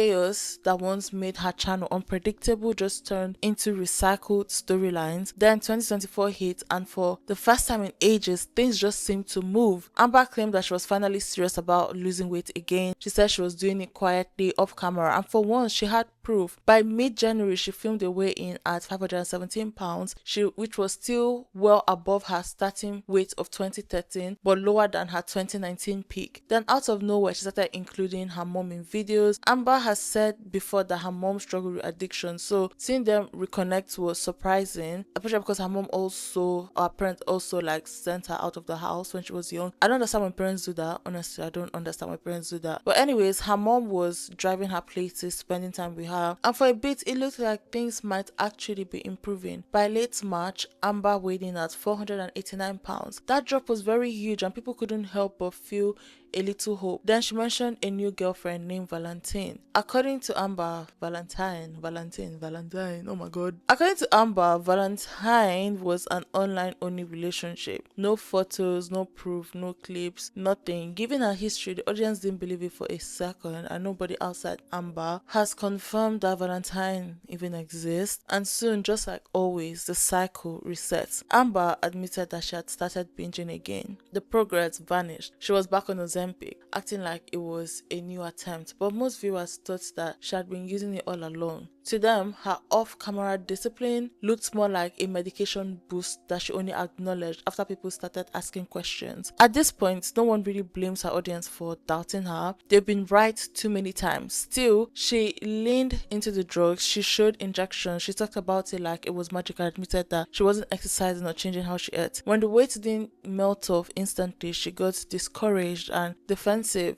Then in June 2024, she said that she and Valentine had broke up. She did not cry, she did not have any meltdown, she was just casual and she was like, oh yeah, we had issues. For Amber, this was weird. Every breakup before had been a full-blown crisis. The calm made people even much more convinced that Valentine was imaginary. Almost immediately, she mentioned someone new, a woman named Tommy. But the difference between Tommy and Valentine is that the audience thinks that Tommy is real, but probably someone she met while phasing out of the relationship with Valentine or phasing out of the Valentine storyline. Amber said that they are long distance and they plan to meet soon, which sounds familiar, and that's where things stood for a while. And that brings us to the relationship with Tommy, who is also known as Emily. So this is a different subtopic and deep dive on its own, the story of Tommy. That's why I did not really get much into the people that Amberlynn has dated before Tommy. So basically, Amberlynn Reid's relationship with Tommy, whose real name is Emily, it started in mid-2025. So it was one of the most shocking and unsettling chapters of her public life. It began like many of her past relationships. It started with excitement, infatuation, and a promise that this time things would be different. But it quickly spiraled into controversy that left even her harshest critics deeply uneasy. Tommy was the first girlfriend since Becky who appeared openly on Amberlynn's channel. After years of dating partners who stayed off camera like Jade, known online like Wifey, so many people were curious to finally see her interact with someone new. Scratch that. I think at first she did not show Tommy. She did not show Tommy at first. She didn't show Tommy. From the start, Amberlynn was over the moon. She described Tommy in glowing terms, saying that their first weeks together were perfect. Tommy had traveled to meet her in person, and within days, Amber was already hinting about moving in together. It was intense, it was fast, and it was overly romantic, classic Amberlynn. The timing though was very suspicious because right before meeting Tommy, Amberlynn had actually been doing better. She was on Ozempic, she was cutting out soda and weed, she was losing weight, but as soon as Tommy entered her life, those efforts just stopped cold. In one vlog, she cheerfully filmed herself eating at the Cheesecake Factory while announcing that she had quit taking Ozempic and she called it a bittersweet update. To people who have watched her for a long time, this was a big red flag. It felt like every time Amber found a little stability that a new relationship would derail it, and this time the change was instant. The Cheesecake Factory clip became a symbol of what was to come, because so many fans quickly noticed that Tommy seemed to indulge Amber's eating habits instead of supporting her health goals. Their early videos together were full of restaurant outings, fast food reviews, and like they used to do like taste tests where Amber would coax Tommy to share bites of dessert, and the tone was playful, but to many it looked like enabling and worse, fetishizing, which we'll get to in this video. Amber's voice would soften into a childlike tone when asking for food, and Tommy would reassure her with things like, "It's okay, you deserve it." Those subtle cues just painted a picture of emotional dependency that has been wrapped in validation through food. So many people who have watched Amber fight binge eating disorder for years, I'm going to say BED from now on. I hope you guys understand, because YouTube can get so iffy with things like this. But for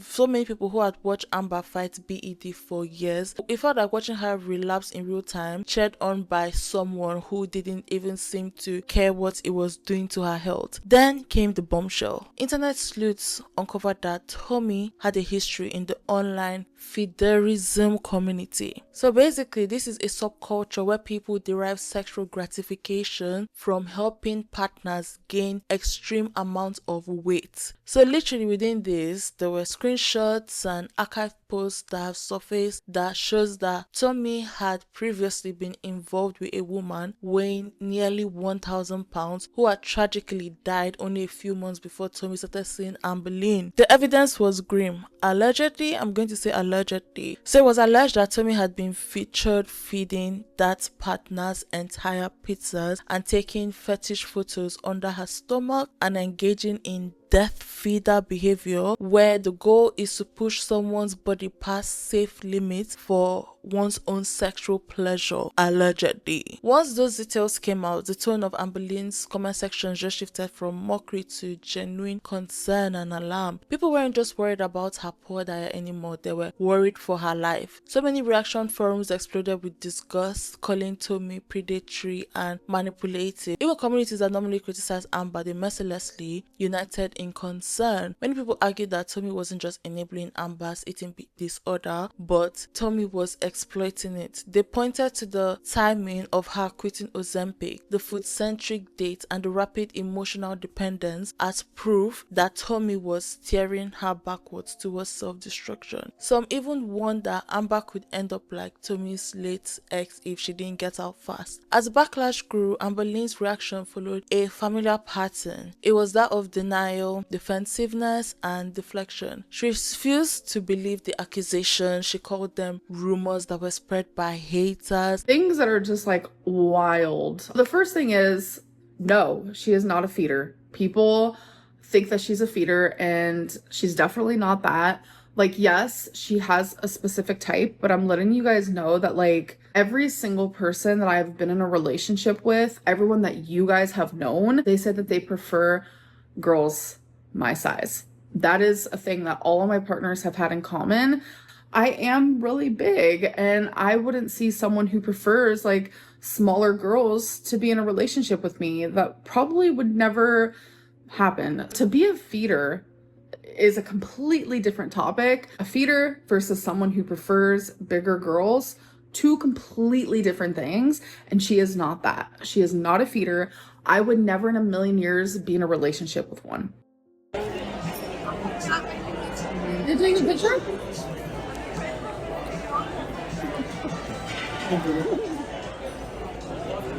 You're so cute. You're cute. Meat and salami. That's hectic. Alright, you guys are about to meet Thomas Salamis.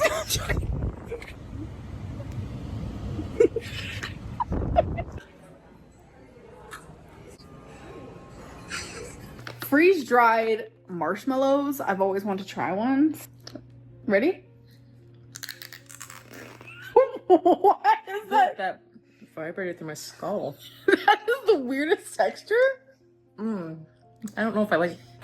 What's your teeth feel like? Oh, Wait, listen. scratchy. Listen, you guys. Ew. It tastes good though. Yeah, the taste is good. It's like the little marshmallows on a hot chocolate. Isn't she the cutest? Stop.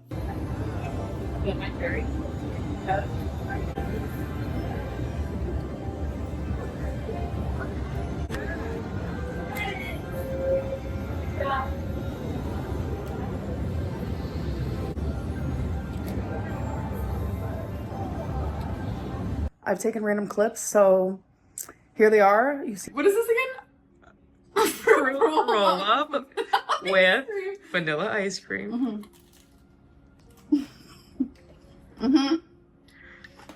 Why is it crunchy? It freezes it. Oreo Coca-Cola with popping candy. That sounds intriguing. Why does everyone say hectic to us? Oh, hi.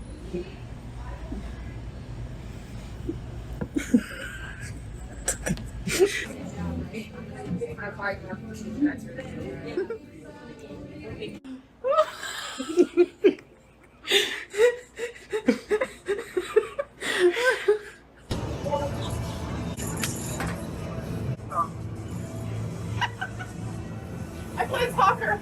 All right, show off your soccer skills. Wow. You gotta kick it harder.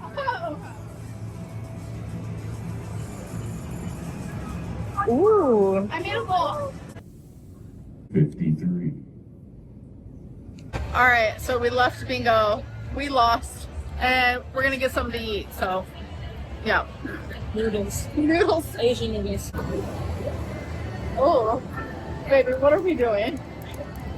Eventually, she uploaded a tearful 5 minutes video defending Tommy and blaming the internet for ruining their relationship. She claimed that Tommy was devastated by the harassment and insisted that people had gone too far digging into her partner's past. Her audience, however, saw the video as damage control. They felt that she was protecting Tommy instead of protecting her own self. When she later confirmed that Tommy had left, she once again pinned the breakup on the audience, saying that the stress had driven Tommy away. For so many people, that only reinforced how deep the manipulation had gone. Amber was defending someone who might have been actively harming her. Did we break up? Yes, we did. Anna, we broke up because the hate is too much for her. The rumors are too much, which I get it. And I'm not gonna lie, like, I tried to explain that to her before I even, like, revealed her. You know, I was like, I get a lot of hate.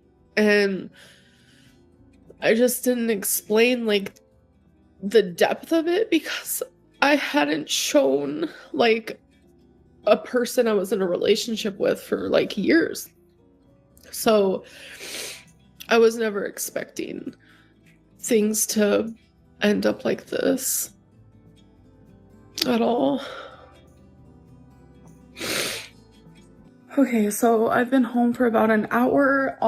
Since the last time you talked to me, or I talked to you, my brain is not working. Since the last time I talked to you guys, which I was in the grocery store, a lot has happened since then, and my brain is just not working, but my mom gave me my shot, my 4th semaglutide shot. Normally I film it, but I wasn't in the mood, so I promised a live stream tonight. I said that I was going to, and a lot of people are looking forward to it, so I have to stick to that. I'm gonna give myself about an hour to just kind of like decompress. And despite Amber's attempt to control the narrative, the Tommy saga quickly became infamous. It exposed the darkest version yet of the patterns that had defined her relationship. That is, fast attachment, dependency, and emotional blindness to red flags. Her past partners like Becky and Jade had enabled her in quieter ways, like buying her food or giving in to cravings or avoiding confrontation, but Tommy's involvement was different. It wasn't passive enabling, it was participation. For the first time, it felt like Amber's addiction had collided with someone else's fetish, and it has created a partnership that fed, literally and figuratively, on her worst impulses. And when the relationship finally ended, even people who usually mocked Amberlynn admitted that they felt relieved. The community consensus was that for once she might have dodged something truly dangerous. Some people who had spent years criticizing her behavior now expressed sympathy, and they recognized that she had been vulnerable and exploited. The Tommy chapter became a turning point, and it became a moment when the line between Amberlynn's usual chaos and genuine risk to her life became very impossible to ignore. Since then, Amberlynn has made small references to the audio, calling it messed up and hinting that she felt betrayed, though she still avoids explicitly confirming what everyone suspects about Tommy's intentions. Whether she has fully processed it or not, it's very clear that this relationship left scars, and it showed just how easily her loneliness and need for affection can be used against her, and how her fame just makes that danger even greater. In hindsight, the Tommy era stands as one of the darkest points in Amberlynn REID's timeline, and it also should be a reminder that her struggles with food addictions and relationships don't exist in isolation. They intersect in ways that make her vulnerable to people who see her not as a person but as a fantasy. And while she may have survived this chapter, the fear among her audience is that unless something truly changes, the next one could even be worse. And that brings us to BED and Amberlynn REID's yo-yo dieting struggles. Again, when I do commentary, I like to do something where we can all educate each other and just like sit down and get something valuable. I want to go past just speaking about Amberlynn and just bring light to why people watch her, and also what she has that has made so many people mad at her and so many people have sympathy and empathy towards her. That's why I decided to speak on BED. Been eating this on now because I know YouTube is going to come for me. I hope they don't. So BED, I'm going to say BED from now on. BED is a recognized mental health condition that goes far beyond just eating too much once in a while. It's defined by recurring episodes where a person eats unusually large amounts of food while feeling completely out of control. During these binges, people often eat quickly, or they eat long past the point of being full, or even when they're not hungry at all. The episodes usually happen in private and is driven by shame or embarrassment, and they are followed by crushing emotions like guilt, disgust, sadness, or regret. What separates BED from other eating disorders like bulimia is that there is no purging afterwards. The emotional aftermath is the punishment. To be clinically diagnosed under the DSM-5, binge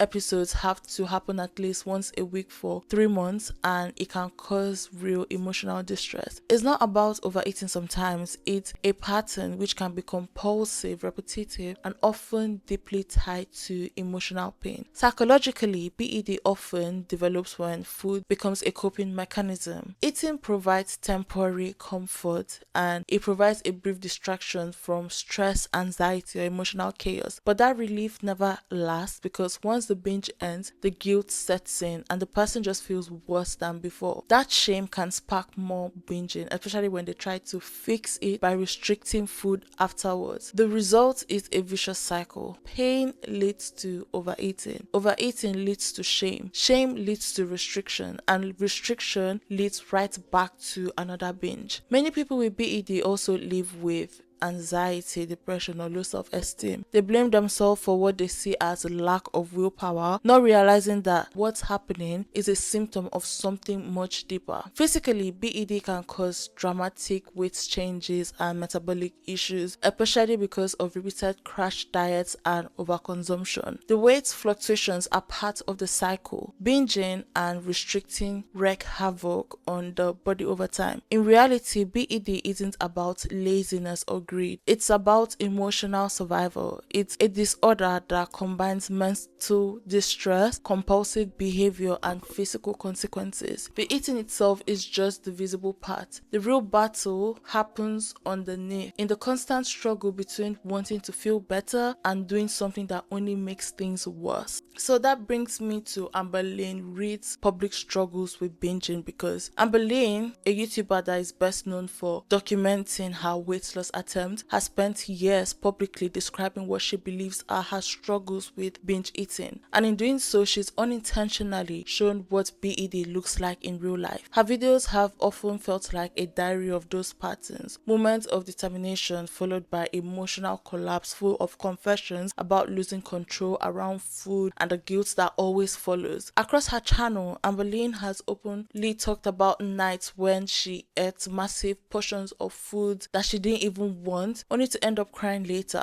She's talked about feeling like she couldn't stop no matter how much she wanted to, and realizing after the fact that she wasn't even physically hungry, she was just trying to feel something emotional. That feeling of I couldn't control it is central to BED. The moment she described quick eating, hiding food, or numbing out during a binge, it fits almost perfectly with the clinical criteria. The shame she expresses afterward is what it gives away as more than overeating. It's literally an emotional hangover that makes binge eating a disorder, not just a bad habit. What is striking about Amberlynn's vlog is how openly she links food to her emotions. She said repeatedly that she eats when she feels lonely, stressed, or hurt, and that the comforts just never last. One of her most telling moments came when she admitted that she had ordered an excessive amount of takeout after an emotional day. She described zoning out while eating, feeling numb, then breaking down once she finished eating. It's a rare example of how binge eating works. The food soothes the pain for a moment, but the guilt that follows only deepens it, setting the stage for another binge. Amberlynn often recognizes this pattern, saying things like, I hate myself for doing this, or I feel like a failure right after sharing a relapse. Those phrases are not dramatic exaggerations. They're the language of someone who is stuck in the binge, shame, restrict cycle that defines BED. Even though she shares so much online, Amberlynn has admitted that her worst binges happen off camera. She's talked about hiding food wrappers, sneaking meals late at night, and just keeping her eating secrets from those around her. That kind of secrecy, eating alone out of embarrassment or fear of judgment, is another cause sign of binge eating disorder. The irony is that her platform, built on oversharing, has also become a window into how isolating the disorder really is. By talking about her relationship with food so candidly, Amberlynn has put a human face on what clinical descriptions often miss. Her experiences show how BED doesn't just affect what someone eats, it rewires their relationships with self-worth, comfort, and control. Every time she shares a moment of remorse or says that she feels disgusted over overeating, it captures exactly what thousands of people with BED experiences behind closed doors. Whether she realizes it or not, Amberlynn's content has become a real-world case study of the disorder cycle, how it starts with emotional pain and spirals into compulsion and also ends in guilt that only feeds the cycle again. One of the clearest patterns in Amberlynn REID's story is her ongoing cycle of weight loss and weight gain. And I'm speaking about the yo-yo dieting that has become synonymous with her name. Long-time viewers call it the cycle. Amberlynn gets inspired. She starts a new diet with confidence. She begins to lose weight, then slips into a binge, and she regains what she lost, and eventually she starts over again. It's happened so many times that fans can practically predict when the next fresh start video is coming. From a psychological standpoint, this isn't unique to her. It's a known part of BED. People with BED often fall into the exact same loop of restriction, binging, guilt, and renewed dieting. What looks like failure or lack of discipline from the outside is, in reality, a symptom of the disorder. Amberlynn has tried every plan under the sun: Weight Watchers, calorie counting, low carb, Optavia, you can name it. She'll often start strong, showing genuine excitement, logging meals and weighing in daily. But eventually the deprivation just catches up. The cravings build until one binge unravels weeks of progress. After that, she usually spirals. Either she'll order takeout or she'll vlog her regret and eventually quits the plan altogether. Months later, she starts again with a new strategy, promising that this time will be different. It never is. That same rise and fall has repeated for years, and so many people have watched her weight fluctuate by hundreds of pounds. What's striking is how self-aware she is about it. Amberlynn often says that she feels like she sabotages herself the moment things start to feel better or things start going well. She's even wondered aloud why she ruins her own progress, as if part of her fears what success would mean. That's common in BED too. People people become so used to living inside the comfort of old habits that real life change just feels threatening. Emotional eating offers familiarity and relief even if it comes with guilt, so the mind finds ways to pull them back in. For Amberlynn, it shows up as cheat meal that turns into a binge, or as one skipped weigh-in that becomes a complete relapse. Physically, these changes take a serious toll. Constantly gaining and losing weight puts stress on the heart, metabolism, and joints. She's talked about gallstones, knee pain, and mobility issues that worsen every time the cycle resets. Mentally, it's just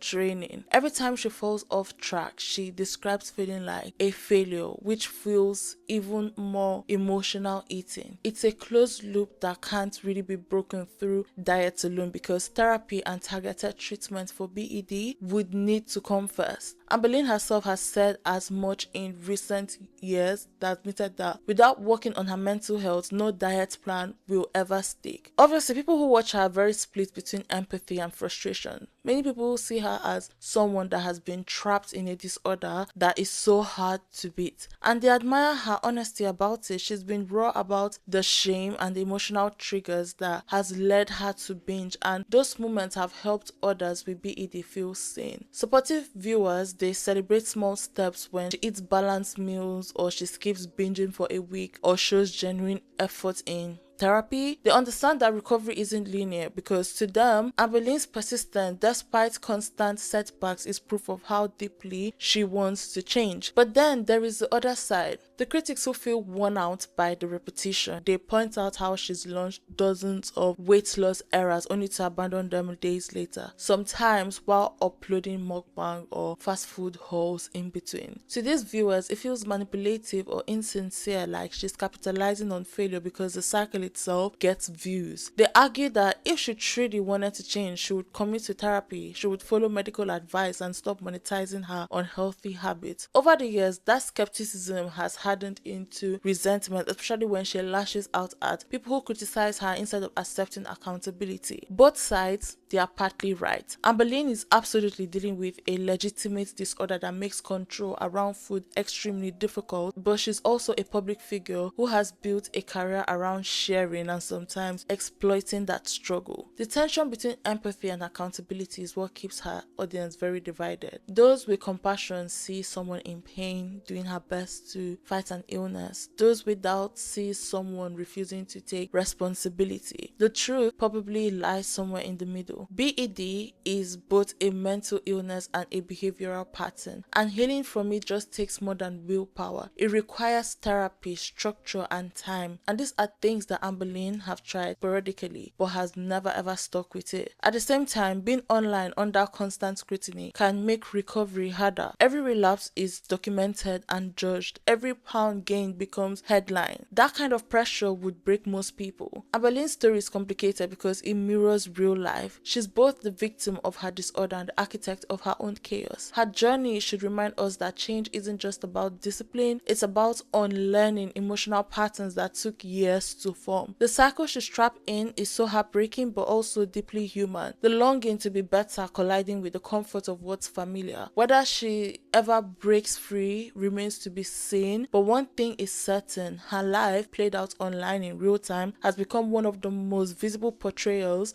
of binge eating and yo-yo dieting on the internet. It's messy, it's so exhausting, and at times very infuriating, but it's also rude, and that's exactly why people just keep watching. That being said, let's speak about her other controversies and public perception. Amberlynn REID's online story isn't just about weight loss, it's about how someone's life, once broadcast to millions, can turn into a public spectacle. Over the years, she's become one of YouTube's most polarizing figures. What began as a journey towards self-improvement has evolved into a cycle of controversy, backlash, and constant scrutiny. Every phase of her career has been marked by new criticisms, new drama, and renewed debates about whether she's misunderstood, manipulated, or simply trapped in a pattern that the internet just refuses to let die. The biggest and longest running issue with Amberlynn's channel is that her actions have rarely matched her stated goals. She built her platform on the idea of losing weight, yet her numbers have consistently gone up, not down. For years, she's posted videos announcing fresh starts, new meal plans, and this time I'm serious moments, only to follow them with mukbangs or fast food hauls days later. So many people who once supported her just began to feel betrayed or even mocked, as if she was treating the journey like performance art rather than a real attempt at change. Over time, this inconsistency just destroyed her credibility. Many came to believe that she was more interested in attention and views than in real progress. Amberlynn hasn't completely denied it. In fact, she openly admitted to worrying that if she ever lost a significant amount of weight, say through surgery, her audience might lose interest, like I said earlier. And that statement just confirms what people have already suspected, that there is a financial incentive in her staying stuck. Controversy drives engagement, and engagement pays the bill. So whether intentional or not, Amberlynn's constant restarts and contradictions have made her an endless source of content for both herself and the countless reaction channels that dissect her every move. Her love life has just been at mercy because so many people have watched her cycle through several partners, often moving in quickly and oversharing intimate details online. Many of her relationships have blurred into each other, creating awkward overlaps and emotional fallout. One of the most controversial moments came when she began talking to Jade, known as Wifey, while still engaged to her then partner Becky. That overlap, paired with her tendency to just gush about exes in front of current partners, has left so many people calling her manipulative or emotionally careless. The drama doesn't stop at messy breakup. A former partner named Cassie once accused Amberlynn of being physically abusive before her YouTube fame. These are claims that were never publicly proven but have lingered in the community's memory.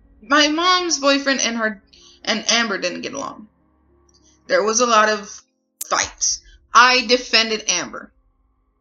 I defended her fully, without a second thought. Does she say that? No. Does she say how I defended her against everything else that was put her way? How I lost friends over defending her ways? No. Why? Because she wants to play victim. I know you're not supposed to say you regret anything, but I do regret that relationship. Full-heartedly, immensely, because of everything that happened in it. Yes, we cared about each other at one point, but I don't even care to even be her friend. Even without those allegations, her on-camera behavior has often come across as emotionally volatile. She has made jokes or comments that belittle her partner. She has filmed private moments without much sensitivity, and occasionally she has used relationship turmoil as vlog material. It's no surprise then that her relationship or her romantic life has become occurring topics in reaction videos, with many seeing it as part of her broader pattern of control and self-sabotage. Surprisingly, even her pets have become part of the controversies. So many people have repeatedly accused Amberlynn of neglecting her animals, especially after clips surfaced of her dog Twinkie appearing overweight and struggling to walk because of overgrown nails. I was sleeping. I don't know what I was dreaming about. Fairy tale land. I don't freaking know. And all of a sudden, I get a knock on the door to my bedroom. Eric comes in and he was like, "Someone called animal services on you." And I'm like, "You've got to be kidding me." The funniest part of it all, the person who did this literally called the wrong place. So first of all, you're dumb. I'm nervous as all heck. It's actually two guys. One is still sitting in the car, and then the one guy who I will be talking to is just standing there, and I'm like super scared. So he said that this person said that Twinkie's nails are super long, that she's overweight, this nonsense stuff.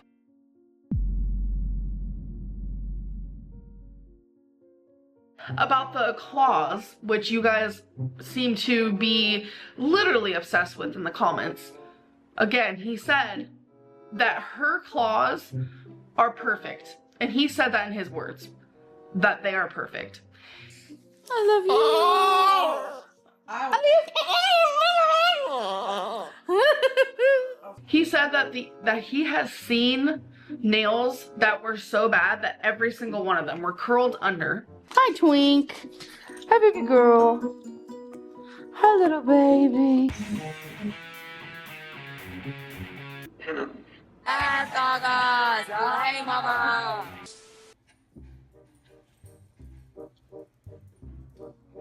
Twiggy Star, what are you doing?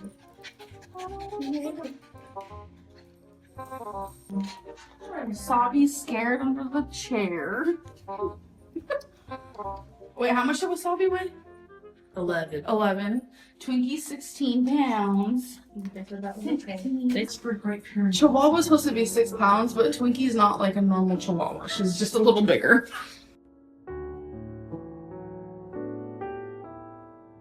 What could possibly go wrong next? Said in his words that professionally, Twinkie looks great. Obviously, I was like, yeah, I know she is a little bit overweight. I kind of feed her too much. That's never a bad thing.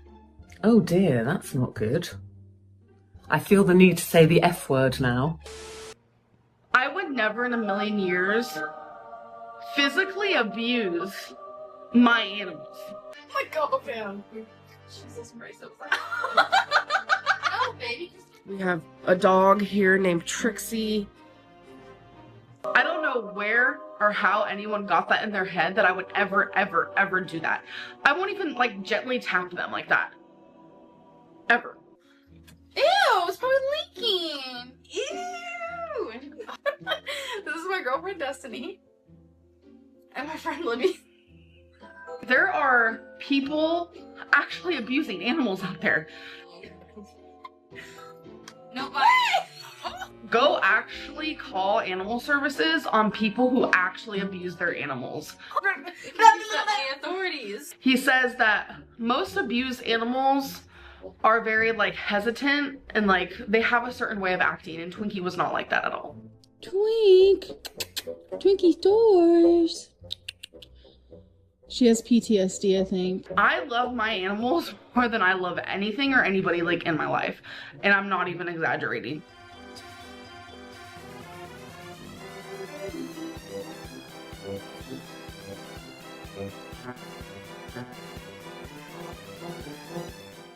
When people are going to say, okay, Amberlynn is an animal abuser, people are going to believe that because that's just the way society is, isn't it? We live in a society. I don't know what you guys were trying to do, but you failed miserably. So, booyah in your face. That last part. When followers urged her to fix it, so basically she fired back on Twitter. She said, maybe Twinkie likes her nails like this. Did you ever think of that, assholes? The dismissive tone alone has made things worse, and since then, she's tried to show herself being a responsible pet owner. But the damage to her has been done. Even her cat, she has been rumored to lose 2 of her cats. 2 of her cats have been nowhere to be found. Literally. Detractors see her as careless, quick to acquire pets, and quicker to rehome them when the responsibility becomes inconvenient. In other situations, she's been caught asking fans to click on ads to boost her YouTube revenues. Is a move that violates the platform's rules. Each controversy just adds to the perception that she's not just careless but calculating, and she's someone that is willing to exploit sympathy, illness, or drama if it keeps the checks coming in. After years of scandal, Amberlynn's reputation has shifted completely. What began as a supportive audience rooting for her success has turned into a community that watches for entertainment rather than empathy or sympathy. Online, she's often labeled as a local, meaning a person whose behavior is so chaotic that it becomes a running joke. Basically, someone that the internet milks for content and ridicule. There have been entire Reddit forums, there have been YouTube channels and Discord groups that have dedicated their lives to mocking her and have analyzed her relationship and predicted her next meltdown. Some people have admitted that they tune in to just feel better about their own lives, or to use her eating habit as reverse motivation to stick to their diet. It's a bleak dynamic if you think about it. The more she reacts emotionally, the more attention she gets, and the more people mock her for reacting. It's a feedback loop of humiliation, outrage, and exploitation on both sides. Even people who dislike her admit that it's very sad to just watch someone caught in a self-destructive pattern that's being amplified for clicks. That's why everything Amberlynn just continues to post. She still has fans who genuinely care about her and encourages her to get help, but she also faces constant bullying and skepticism. Her story has become an internet case study in how personal struggles can become public entertainment, and her story just raises uncomfortable questions about where the line between accountability and cruelty draws. Amberlynn her legacy, at least for now, is a very deep cautionary tale. She's a reminder of how easily authenticity online can just turn toxic when oversharing just meets addiction, mental health, mental illness, and an unforgiving audience. It's so hard to say whether her critics or her fans understand her better, but both groups in their own way are part of the same ongoing cycle. And like everything else in Amberlynn's life, the cycle doesn't seem ready to end anytime soon. That being said, let's speak about her legacy and ongoing presence. Amberlynn REID's story is still unfolding, but her mark on YouTube is already undeniable. For nearly a decade, she has documented her life in raw, unfiltered detail. Her weight struggles, mental health battles, relationships, and everyday routine. What started as a personal weight loss vlog has turned into a long-running social experiment watched by hundreds of thousands of people. Her audience isn't just made up of fans, it's a mix of supporters, people who criticize her, and entire communities that are built around analyzing her every move. There is even a dedicated subreddit for her called Amberverse, where thousands of people just discuss her videos, they speculate about her life, they track her progress. Very few YouTubers, especially outside of mainstream celebrity culture, have inspired this kind of ongoing attention. As of 2025, Amberlynn is still posting content. Her uploads are less consistent than they used to be, but she remains active. She's sharing glimpses of her life, for example, from her weight loss programs and therapy updates to lighter moments like her journaling or building Legos. Her Instagram has around 20,000 followers, and she occasionally streams and posts short clips on TikTok. On YouTube, she hovers around 200,000 subscribers, and she has a stable audience that's followed her through countless ups and downs. Beyond her personal story, Amberlynn's online presence has raised important conversations about the ethics of sharing personal struggles for entertainment. She's at the center of a broader cultural debate about infotainment, how many of our private lives should become public content, and how people respond when someone's pain becomes part of their brand. Some people see her as a person fighting trauma, food addiction, and mental illness while trying to survive in the public eye. Other people see her as a cautionary tale about self-sabotage and attention seeking, arguing that she turns her health struggles into profitable drama. Honestly, both sides, they do have valid points, and that's part of what makes her story so compelling. It's messy, it's complicated, and it's very human. Amberlynn's life doesn't fit neatly into a success or failure narrative. She hasn't had the triumphant transformation arc that her early fans hoped for, but she also hasn't given up. She keeps filming, keeps talking, she keeps trying, and in that persistence, however flawed, lies her strange longevity. So many people keep watching, whether out of concern, fascination, or frustration. At its core, Amberlynn REID's YouTube journey just reveals the complicated relationship between creator and audience in the age of constant visibility. She's proof that fame doesn't always look glamorous. It can be cyclical, it can be exhausting and deeply personal, and yet she remains. Through every controversy, every restart, and every relapse, Amberlynn continues to be a fixture in online culture, a person whose life has become both a cautionary tale and a mirror of internet obsession. Whether she eventually breaks free from the cycle or continues to live within it, one thing is certain: her story will keep being told and the internet will keep watching. So guys, that brings us to the end of this video. Thank you so much for watching. I said thank you so much. Thank you so much. Oh god, thank you so much. Oh my gosh. Oh my god, guys, this is 2 hours of recording, but thank you guys so much for watching this video. Thank you so much. If you made it to the end, please drop a black emoji. Thank you. I really do appreciate each and every one of you. If you live in London, come to the front. Like, I have been seeing lots of you guys in event spaces, and oh my god, thank you guys so much. Y'all are so cool. Thank you guys so much. Like, I still cannot get used to this. Honestly, I still do not get used to this. Like, I'm this very shy person. When people say, oh my god, I love watching your videos, because I am just a normal person. I don't know how to say that. Like, I am just a normal person. So literally 2 days ago, I went to the rare night, and I think I'd seen like 3 or 4 people that were there, and oh my god, like, they've been like, oh my god, I watch your videos, and I'm like, thank you. I am so grateful. Like, I'm a grateful bitch. Like, even in real life, I am so grateful. I'm someone who is very grateful for like the little things I have. That's literally how I was raised. Like, I don't take anything for granted. Like, like literally I'm very appreciative of every step I take in life. And I have been seeing people when I go to spaces, and again, that's how when some people are looking at me and I'm like, are you looking at me because you want to talk to me, or are you looking at me because you know me from YouTube? It's now making me so confused, because before when people look at me I'll be like, okay, yeah, they want to talk to me, but now people look at me, I don't know why they're looking at me. But anyways, I really do appreciate each and every one of you. Honestly, y'all are literally the best thing. One of the best things that's ever happened to me. Honestly, like just every week coming out here, supporting me in the way you support me. It's very revolutionary. It's very, I don't know how to put it. I am so grateful. Like God sees my heart. I am so grateful, because there was a point where being here was like a dream. It was like I was like, yeah, now I can get there, but like I would like have like little self-doubt, and I try my best to stay grounded where I'm so grateful. Like literally I just cannot believe this. But yeah, so if you live in London, come to the front. I love you guys. Honestly, I really do love you guys. Even though 7% of my audience are from the United Kingdom, that is why I am so shocked. I am so shocked, because 7% of my audience are from the United Kingdom. And my friend was like, yeah, they're mostly queer people. I was like, yeah.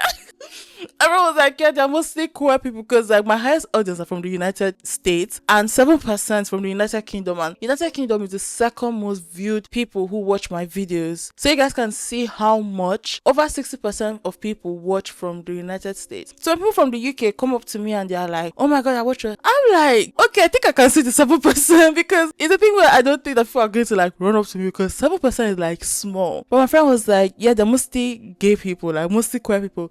I'm like, I can see, because honestly, most of the people that have ever come to me and be like, oh my god, I watch your videos, they're mostly like gay men, or queer women, or gay women. And I'm like, okay, yeah, I see it. If the game, like literally, when I think about it, most of the people that come to, even like DM me and be like, oh yeah, I watch your videos, when I look at them, now I think about them, they're mostly gay, and I love it. I'm doing one for the culture. I love that I'm doing one for the culture, okay? Clock it. Now, honestly, I'm so grateful for each and every one of you. Oh my god, this has been 2 hours of recording. It is literally 10:13 p.m. I need to go and shower and try and export this and try to merge my audio with my video, go to sleep, and then start editing tomorrow. Editing is like, if you know, you know. But anyways, guys, that brings us to the end of this video. I really do love, like, I really love you guys. Put a black emoji, because y'all are literally the best. Okay, I love you. Bye.